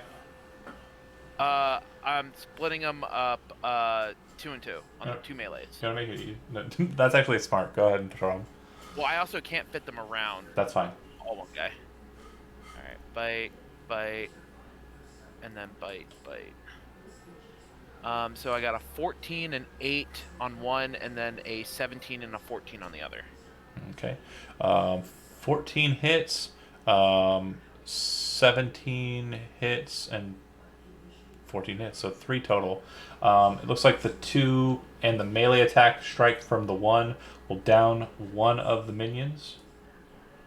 and it looks like the one attack that gets through on the other, the melee attack and the range attack will kill the other melee minion. So Cool. both bugbears are downed, and then the ranged minion from their side will shoot down at the melee minion. One got hit before it rolled out. Right? No, sorry. Yeah, from the last actions, it works out in my head. I explained it right. The minions fought when they got there, and then the wolves are finishing them off. Tully, All right. What happens with recalling now that I'm back at tower? you arrive there, and then at the start of your turn, if you're inside of the fountain, you get 25 hit points back. Okay. Okay, am I up? Yeah. So my champion action will be to embolden Vo for 15 temporary HP. Thanks. Yep, you got it, man. My bonus action will be to continue the heat metal damage on the cleric. I'll roll 3d8, Okay. which I know is halved. 7. And then for my action, I'm going to call Jinx Shot and attack Skeleton Dude. Okay. Let me just roll Jinx Shot so you see it. Yeah, I know it. I wrote it. Well, so everybody else could see it though, Fair enough. because it says cool. And so I hope my attack hits. All right. 25 to hit. That'll work. All right, so I don't know if the necrotic damage does much, but Chill touch gets through undead. Yeah. okay. Oh, I don't know why I clicked that. I'm sorry. So it. Go ahead. So basically, so I'm just trying to understand. So they are jinxed. It has just right. Yeah. The next time they make an attack, if they miss, they fall prone. And then it has disadvantage on attack rolls as a result of the chill touch until the end of my next turn. Cause undead. Because I'm dead. Yep. Cool. That's it. Oh wait, no, sorry. Yeah, because undead. Okay, cool. Totally done. Corfax up. And just so you know, I did tell you the main Dragonborn is headed your guys' way. Up the river. Okay. We're aware. You're told. Okay. All right. I'm gonna use champion action. Don't report south. Use my champion action to scan the butcher. He's headed top. Okay. You would discern that the butcher has 89 of 112 hit points remaining and an armor class of 16. He's a beefy boy, but he doesn't really hit that hard, so maybe I just ignore him. Ooh. Uh, Let me see if I can get this guy out of here and Oh. down there and knock him out. Hold on. I had to do a thing at one and I forgot to do it. Sorry. Apologies. Render. I'm not forgetting the thing because the thing that it gives you is really potent, so I don't want to make it easy. I keep forgetting chat exists. I'm sorry, he's so stealthy. John, was I supposed to roll a con saving throw for the poisoned effect? At the end of your turn, yeah. All right. So the I am gonna get it. I am gonna get it. miss and hit. So it will hit you. I'm sorry, miss. Right, because it's bite and 2 claw attacks. So it misses with a bite attack. It hits with one of the claw attacks. Okay. So you'll take 13 slashing and 7 bludgeoning. You can uncanny to have, so you'll be taking 10 instead of 20. So I take 10 damage. No. Yeah. And yeah, it seems to have used its attack itinerary to do that. Okay. No, it's gonna hate this a lot more than I will. Oh, that's fair. It is. back to going to finish up. Yeah, sorry for breaking into your turn. I just That's forgetting okay. to kill chat. You know how it is. Yeah. Pudge, I don't have time for you. I gotta butcher these guys so my minions can walk down the lane. Yeah, go on this bugbear. Okay. 22 to hit Okay. for 33 damage. Yeah. Still standing? No. Gonna slide him back to the beginning. Second attack will be on this bugbear then. All right. Oh, 13 to hit. Miss. Oh, all right then. Then I will just kind of interpose my echo between us. Yeah, it seems that the AC for the bugbears is 14 based on 13 missing and 14 hitting. Indeed. Actually, no, I want to save it. Yeah. Just interpose my bodies between the minions, so you have to get through me. Sure. All right, so then we're going to Dragonborn Town. The Dragonborn Mage will finish up and take a move action. What it's finishing up, you don't know. And then oh, sorry, the other Dragonborn. Oh yeah, it time now.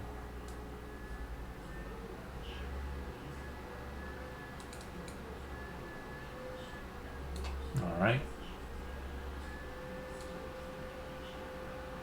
Global ping. At last known location.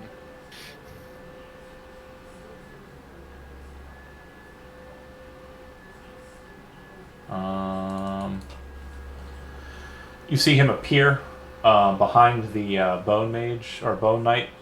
Once he appears there, he kind of looks around, and then he seems to be acting defensively. And you then see the Skeletal Knight point into the forest line and kind of up at Tully. If you were trying to hide behind the forest line over there, by the way, it seems that he still points you out directly, like he knows exactly where you're at. And you see the dragon, the Dragonborn kind of nod his head, and it looks like he's defensively kind of postured. All right. Fudge. Minros is up.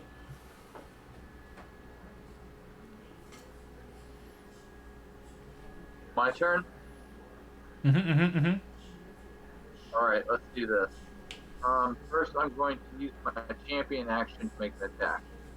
Or you don't want to give yourself advantage? Actually, no, yes. That's a great idea. Thank You're you. a rogue. You don't want multiple attacks. You want the one big attack. Totally. Player action, advantage. Yeah. Regular action, Dragon Tooth Dagger. Get it. Hits. Oh my, 22s. 22s, John. All of them, 22s. 2. With Elven Accuracy, do you want to roll again to see if you crit? You can. Yeah, actually, let's do that real quick. Let's see. 30.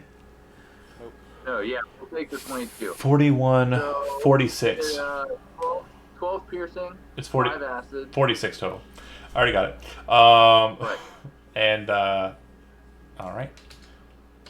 Again, it seems to be resistant, and before you move away, its reaction, go ahead and make a Constitution saving throw. No, I haven't moved yet, but No. my bonus actions also get... Real quick, you attacked me and dealt damage. As a reaction to that, I am stomping. I need you to make a Constitution saving throw. You fail, you're stunned until the end of your next turn. Oh no! Oh, can I move before or after as of the? No. You're stabbing me with your dagger, and in response, it's stomp time. Hold on. Right. So I make the attack, and I'm gonna take the riposte strike. So you're stunned. You cannot react. Okay. So again, what you want to do is either attack him from a distance, or attack him with multiple people, and hopefully make a DC 17 Constitution saving throw. Okay. Yeah. Well, he still took A lot of damage. Yeah, he's hating himself, but he's not bloodied. So they take the extra 20 from the Slayer. Yeah. Okay. Good to know. And since I'm stunned, I can't use cunning action to dodge or Anything. Yeah. anything like that. Yeah. Okay, that's fine. So I just still did a fuckload damage. a heads up. The way you're currently fighting him, it seems like he's going to be able to attack you for free in response to you attacking him. So I get it. Yeah. He is I'll I'll let have to move Corvax- away next time. I let have an idea. Corvax know Minros needs help right. in the river. Okay. We'll get past this. Uh-huh. Vorib. Yeah, you've got a new target, Dragonborn, directly behind the Skeletal Knight. Your ranged minion, I forgot to mention it, but I did take note of it, did shoot the Skeletal Knight on its turn. It seems to be focusing its fire on him. Okay. Okay. So, the Dragonborn is where? Directly behind the knight. So, okay, so I pinged the right spot. Okay. Yep. Okay. How is the Skeletal Knight looking? He's pretty fucked up. Okay. Finish him. Yeah, that's what I want to do. I'm just debating on how I want to do it. Question. If I were to push him back using, what is this move called? Using my open hand technique, would he smash into the other guy? Yeah, but it wouldn't do anything. It'd stop him in his place. So if you were wanting to do that, you might want to push him down, like, to the ground. I think you knock people prone with that.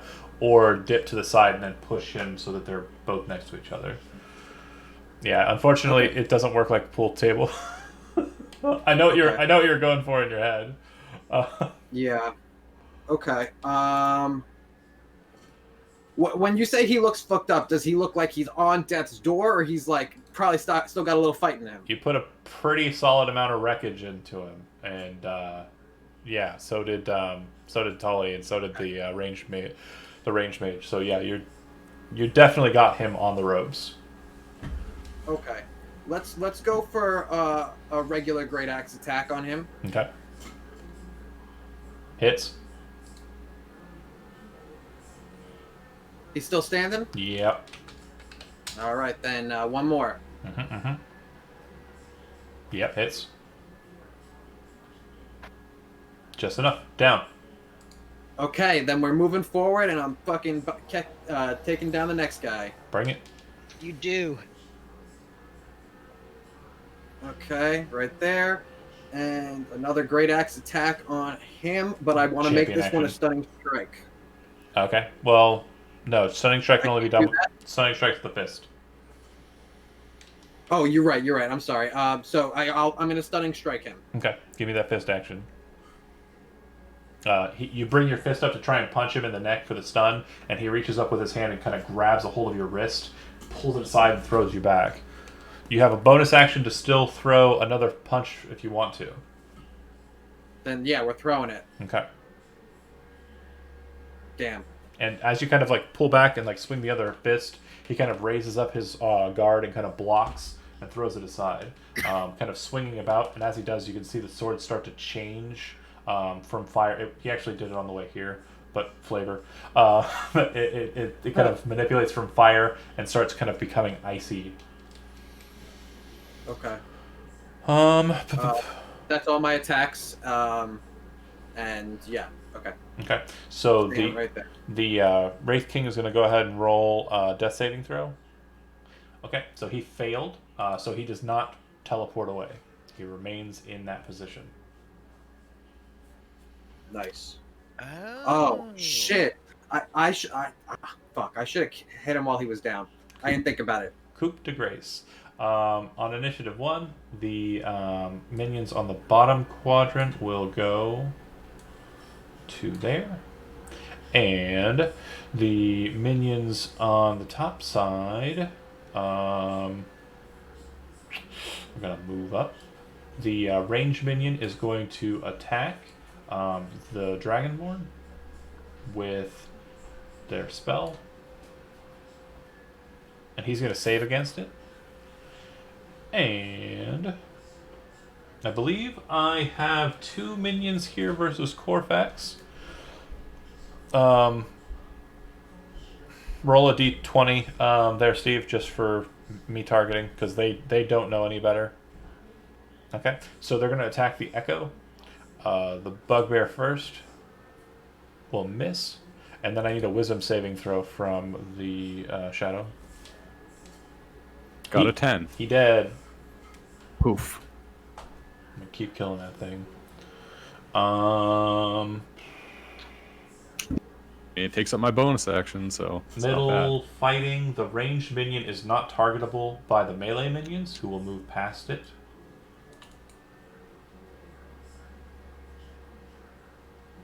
Alright. And the ranged minion and ranged minion will fight with wolves beneath them. No biggie there. And the tower will react to the melee minions entering in. The first lead one will take 20 damage. And I think that's it. Render. Yeah, don't forget.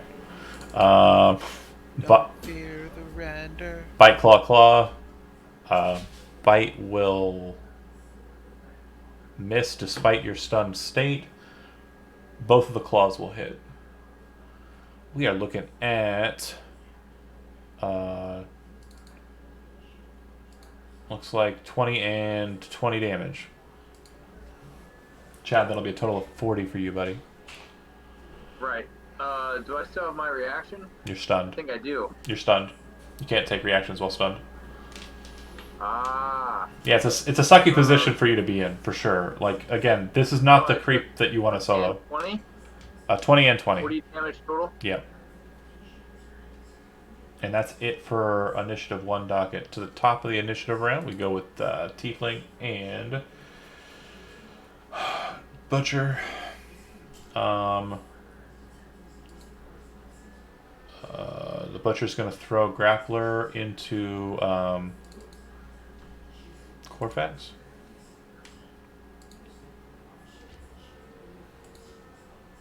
24 to hit. Oh, that hits. Grab, pull, and then once you're adjacent, I will Sorrowful Embrace you. Go ahead and make a Wisdom saving throw.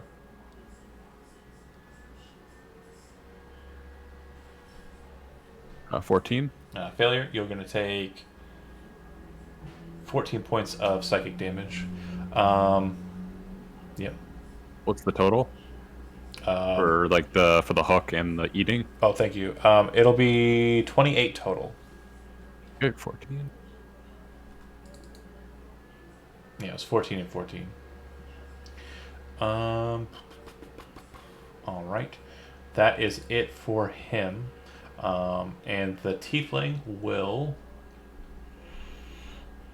I believe she's in range. Yep. She will cast... she'll move up a bit, actually, and cast Healing Word. And the skeletal guy will... Actually, no. Sorry. Spell doesn't work on him. Good to remember. Good. She's gonna stay. She's gonna stay back. Cause nope.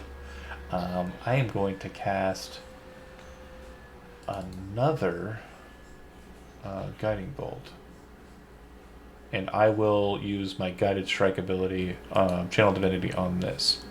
So that will hit, and my target is the barbarian. Of course. You're taking 9 because I didn't roll very good radiant damage, and the next attack made against you has advantage. Okay. Mary. Okay. I call out. Does top or river? Who needs more help? And I'm continuing to follow your action as you commanded the wolves. They are following with the robot soldiers.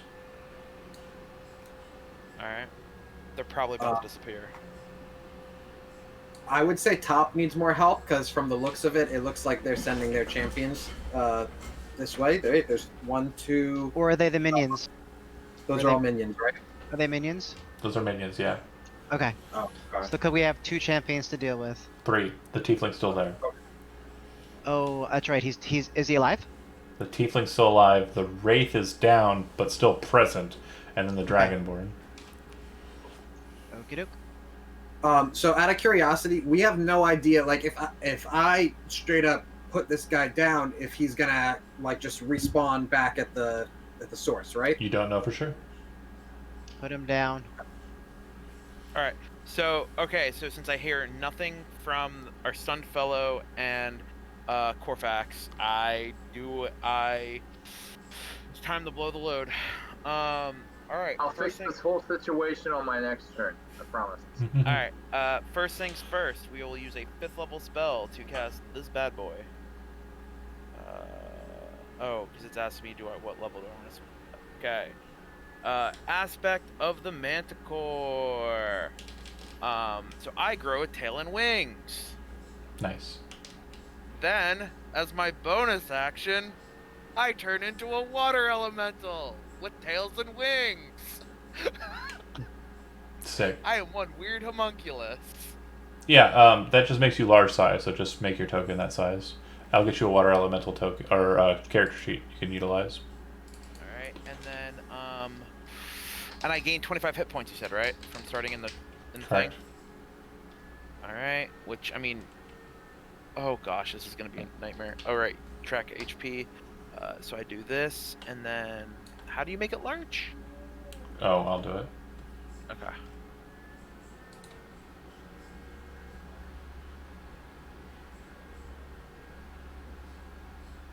I'll try to do it. Okay. 114.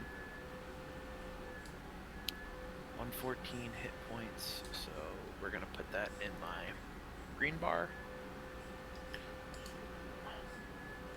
114 out of 114. Not 44. 114. Save changes. Okay.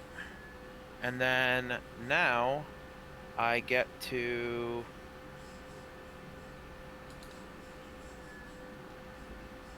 there we go. So I have a 40-foot fly speed. So I can move 80 feet total with my champion action and my move action. Once I get it on the board, feel free to do so. Sorry, bear with me. Oh, yeah, you already have the token. Go nuts. Alright. You should have another character sheet up in the top there. Alright. And then I just need to double check one thing about ranges. Sure. Focus on that, Tully. Go ahead and take your turn. Yeah. I don't know line of sight, doesn't matter. Has Vo taken? Vo, have you taken any damage since I last gave you temporary HP? Yes. Will it stack, or does it just go straight up to 15? It if you doesn't give it- stack. Yeah, right? it'll go straight up to 15. If you have less than 15, he can shoot it back up to 15. I want currently have six of them left. Might as well. Yeah, so let's Are you do the gonna do anything champion. else with that action this round? I mean, the only thing I was thinking about doing was scanning the Dragonborn to see what his deal was, but whatever you want, you call. Knowledge or buffer? I'll take the buff. Okay.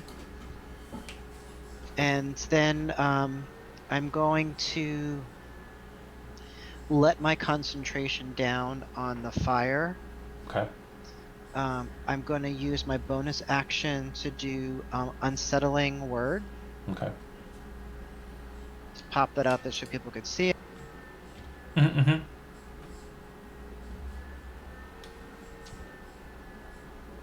Okay. And then I'm going to call a jinx shot Mm-hmm. and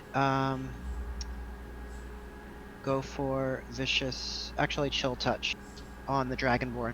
Okay. So if I understand this, You'll roll it. oh wait, hold on. I'm gonna do a vicious mockery on it actually. Yeah, you'll roll a d10. Right. And whatever my saving throw bonus or my saving throw result will be reduced by that. At current, Okay. I've got a 21, so I fail. Give me the psychic damage. And Right, and so with the jinx shot, I have disadvantage from It's- Vicious Mockery, and if I miss the attack, I fall prone. Yep. correct. Yeah, thank you. Yep. I also have advantage on my next attack roll against Bo because of the guiding bolt from the tiefling. Just making sure all of the numbers are crunched. That's Tully. Yeah. It'll go to Corfax. Again, you can move through the difficult terrain and stuff to your left, Steve. So if you want to try and rush to get to Minros, you can. You are currently grappled, though. That's what I was about to ask. Did him trying to eat me release me from the grapple, or Is No. it just part of it? Part of it.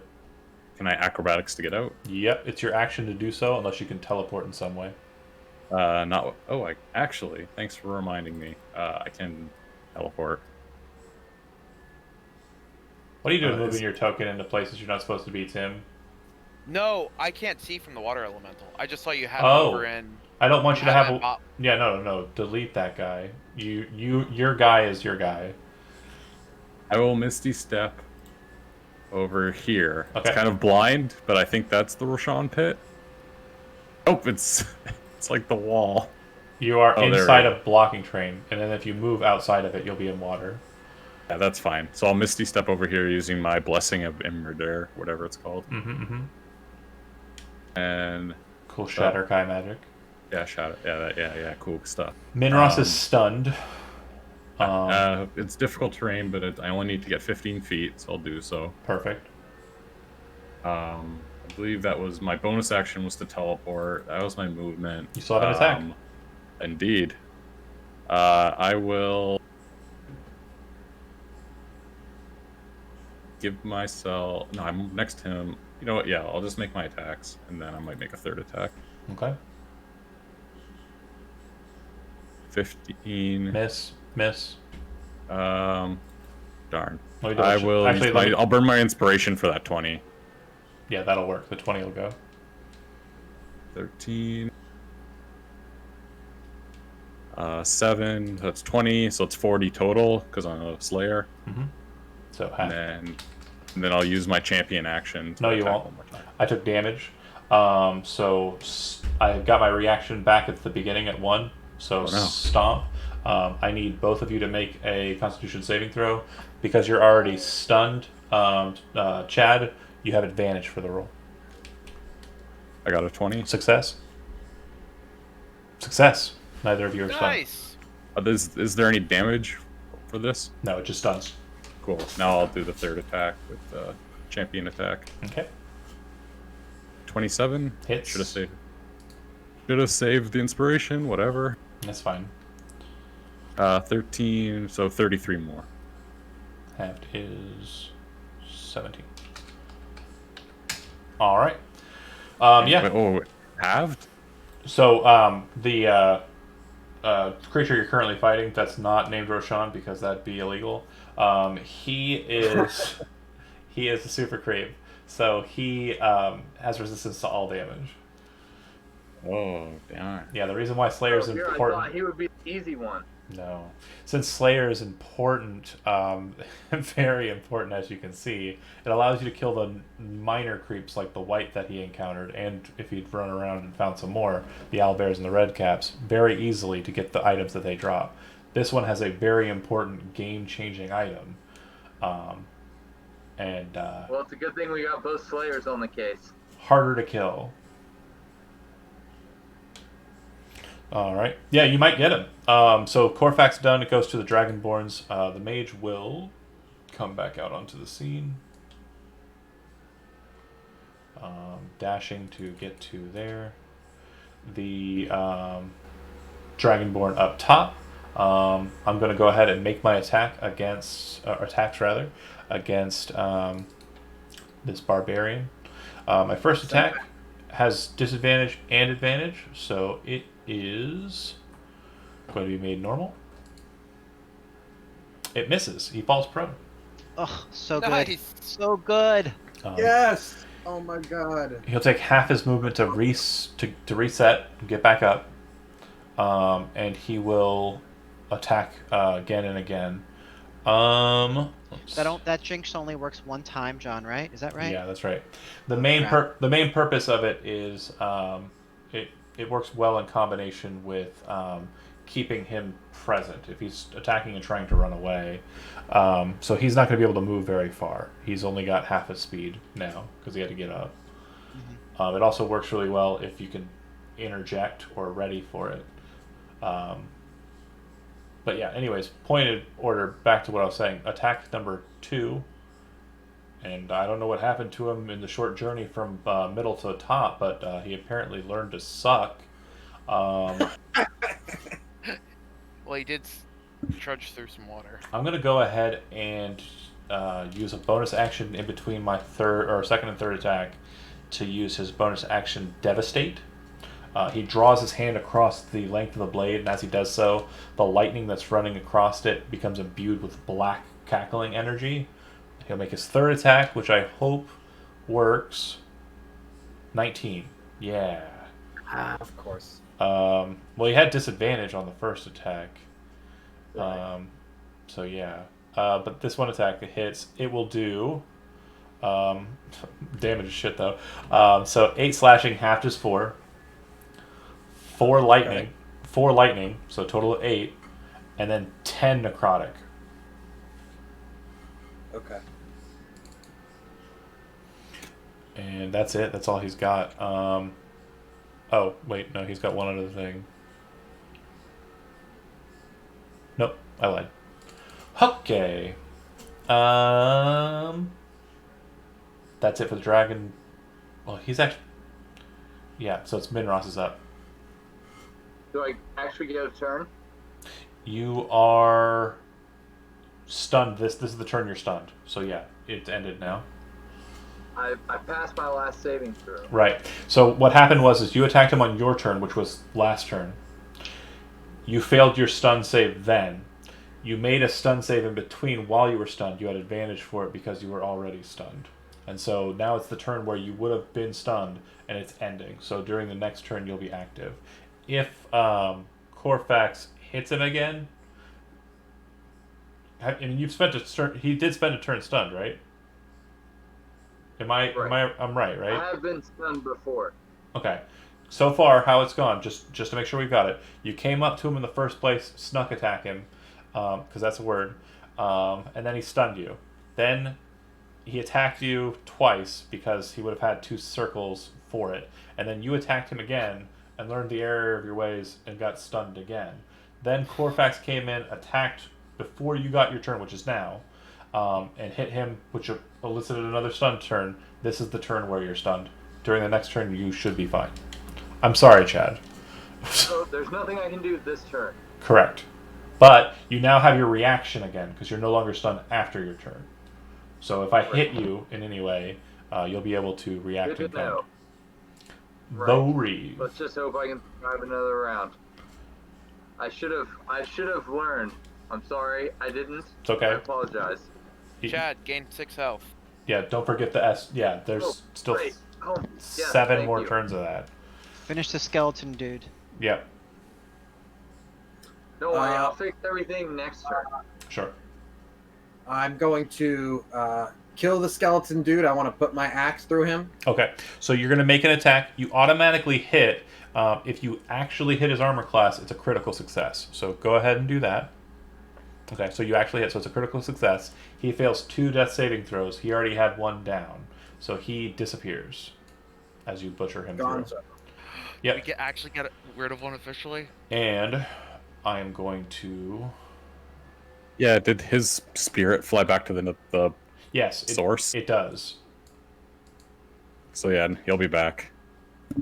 Maybe not here though. I don't know. Or maybe he has like a turn respawn between.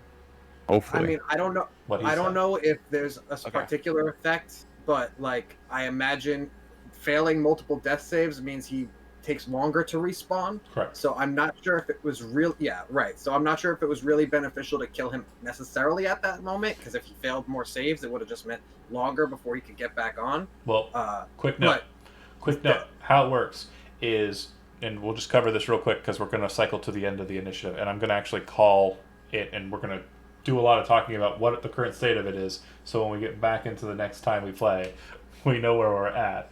Again, apologies there, but real quick, if you are knocked down, if you make a successful death saving throw, you snap back immediately and start regaining health. That's what the Dragonborn did, the wizard.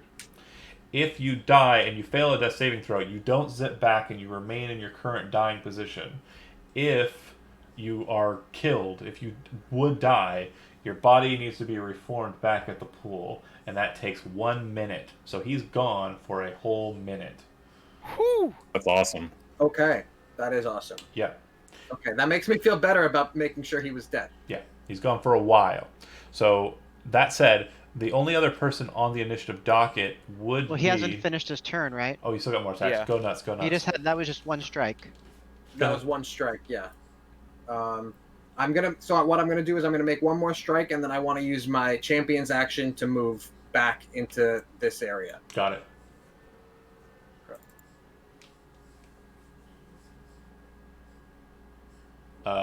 Anybody have inspiration or no? I do, have actually. you have the bardic I have- inspiration. Yeah, you can roll the. Yeah, I have the bardic inspiration. You can roll the Let's do d10. it. It'll add to the 12. Yeah. I don't have inspiration, otherwise. I'd 14 do still it. gonna miss. Yeah, this guy seems Damn, really tough okay. to hit. And Okay. then Then you. I'm just gonna move. Okay. I want to move I think I can move like here, right? Yeah. Do you want to throw your? If you're not using your bonus reaction for anything, you can give him a karate kick on the way out, or a claw attack on the Then way we out. shall. Then we shall do that. Yeah, I want to claw attack him. Yeah, might as well part with everything you got. Right. Still miss. Okay, and then you snap back and away from him. You have that bardic inspiration die again if you want to use it. He's only got the one. No, but with unfailing inspiration. Oh, right. When he fails, he could use it again. Okay, roll Then another let's d10. use it. Roll another d10. Oh, Still a miss. Oh my god. you have it again. You have it again. I keep it. It's not going nowhere. It's fine. It's mine. He darts away. The Dragonborn. Oh, sorry, not the Dragonborn. Sorry, the Butcher is going to move.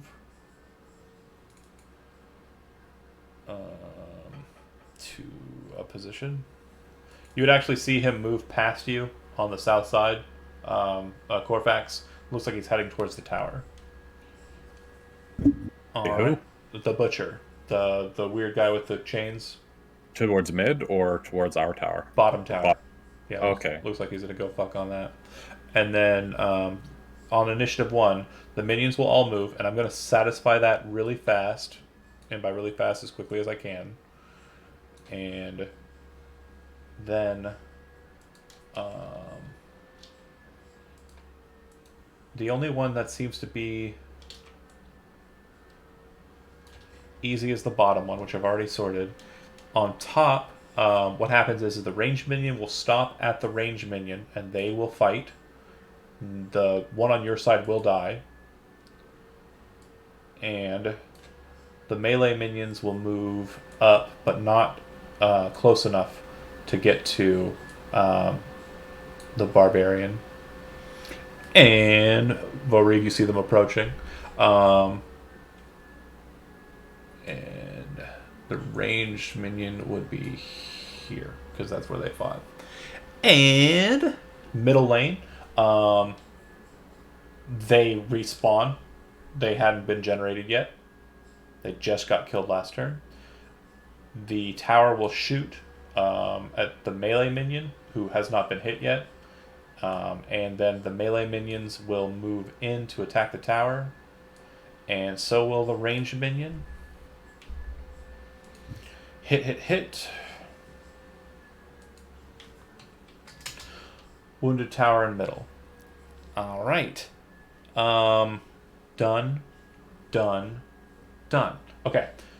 So, we're going to end here for tonight, and we're going to pick up next time, so next month in October. I just want to make sure we have everything set up for that. Currently, Michael, your rage has 5 turns remaining. If you want to notate that, I'm also notating it verbally here. I will watch the end of this again to remind myself. 5 turns remaining for rage. Okay? 7 turns remaining for the Estus flask.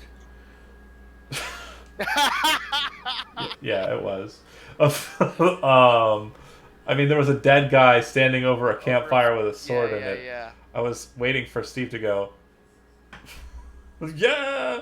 John, I wish I got that, man. Darn it. John, Yeah. 5 turns left on the potions. Chad, sorry, what? I was just gonna ask if we could possibly work to the end of the stuns. End of the what? End of the stuns. Oh, you're not stunned. You're out of stun. I know. But can we work to the end of, I guess, my turn and Corvax's turn? So we just don't have any more stuns on the board. Well, There are no stuns on the board. there are no stuns on the board. Neither of you are stunned. Oh, okay. Yeah. Excellent. Yeah, during your next Cool. turn, so long as Corfax does not anger the beast to cause you to fail a saving throw during this initiative Right. round, you are unstunned. So yeah, you're good. Let's see. Just to make sure, again, Rage 5 turns, Estus Flask 7 turns. You said something about potions. 95 turns. Yeah, a whole bunch of. It's an hour, dude. Yeah. It's way more than 95. It's like 900 something. It's a lot. Then in let's see, concentration for the wolves is how long? Gone. I'm concentrating on a new spell. Oh, sorry, the wolves are gone. I will delete them. Yeah. But yeah, No worries, no worries. I would have deleted them myself, but I didn't have vision. Yeah, you can't see them. What is the duration of your new spell? 10 minutes. Okay, so we are 1 out of 89 remaining. Then we got, let's see, heat metal was switched off, and what was activated instead of it? There. Nothing. I just what did I do? I used my bonus action for something else. Got it. So you didn't want to waste it anymore. So does that?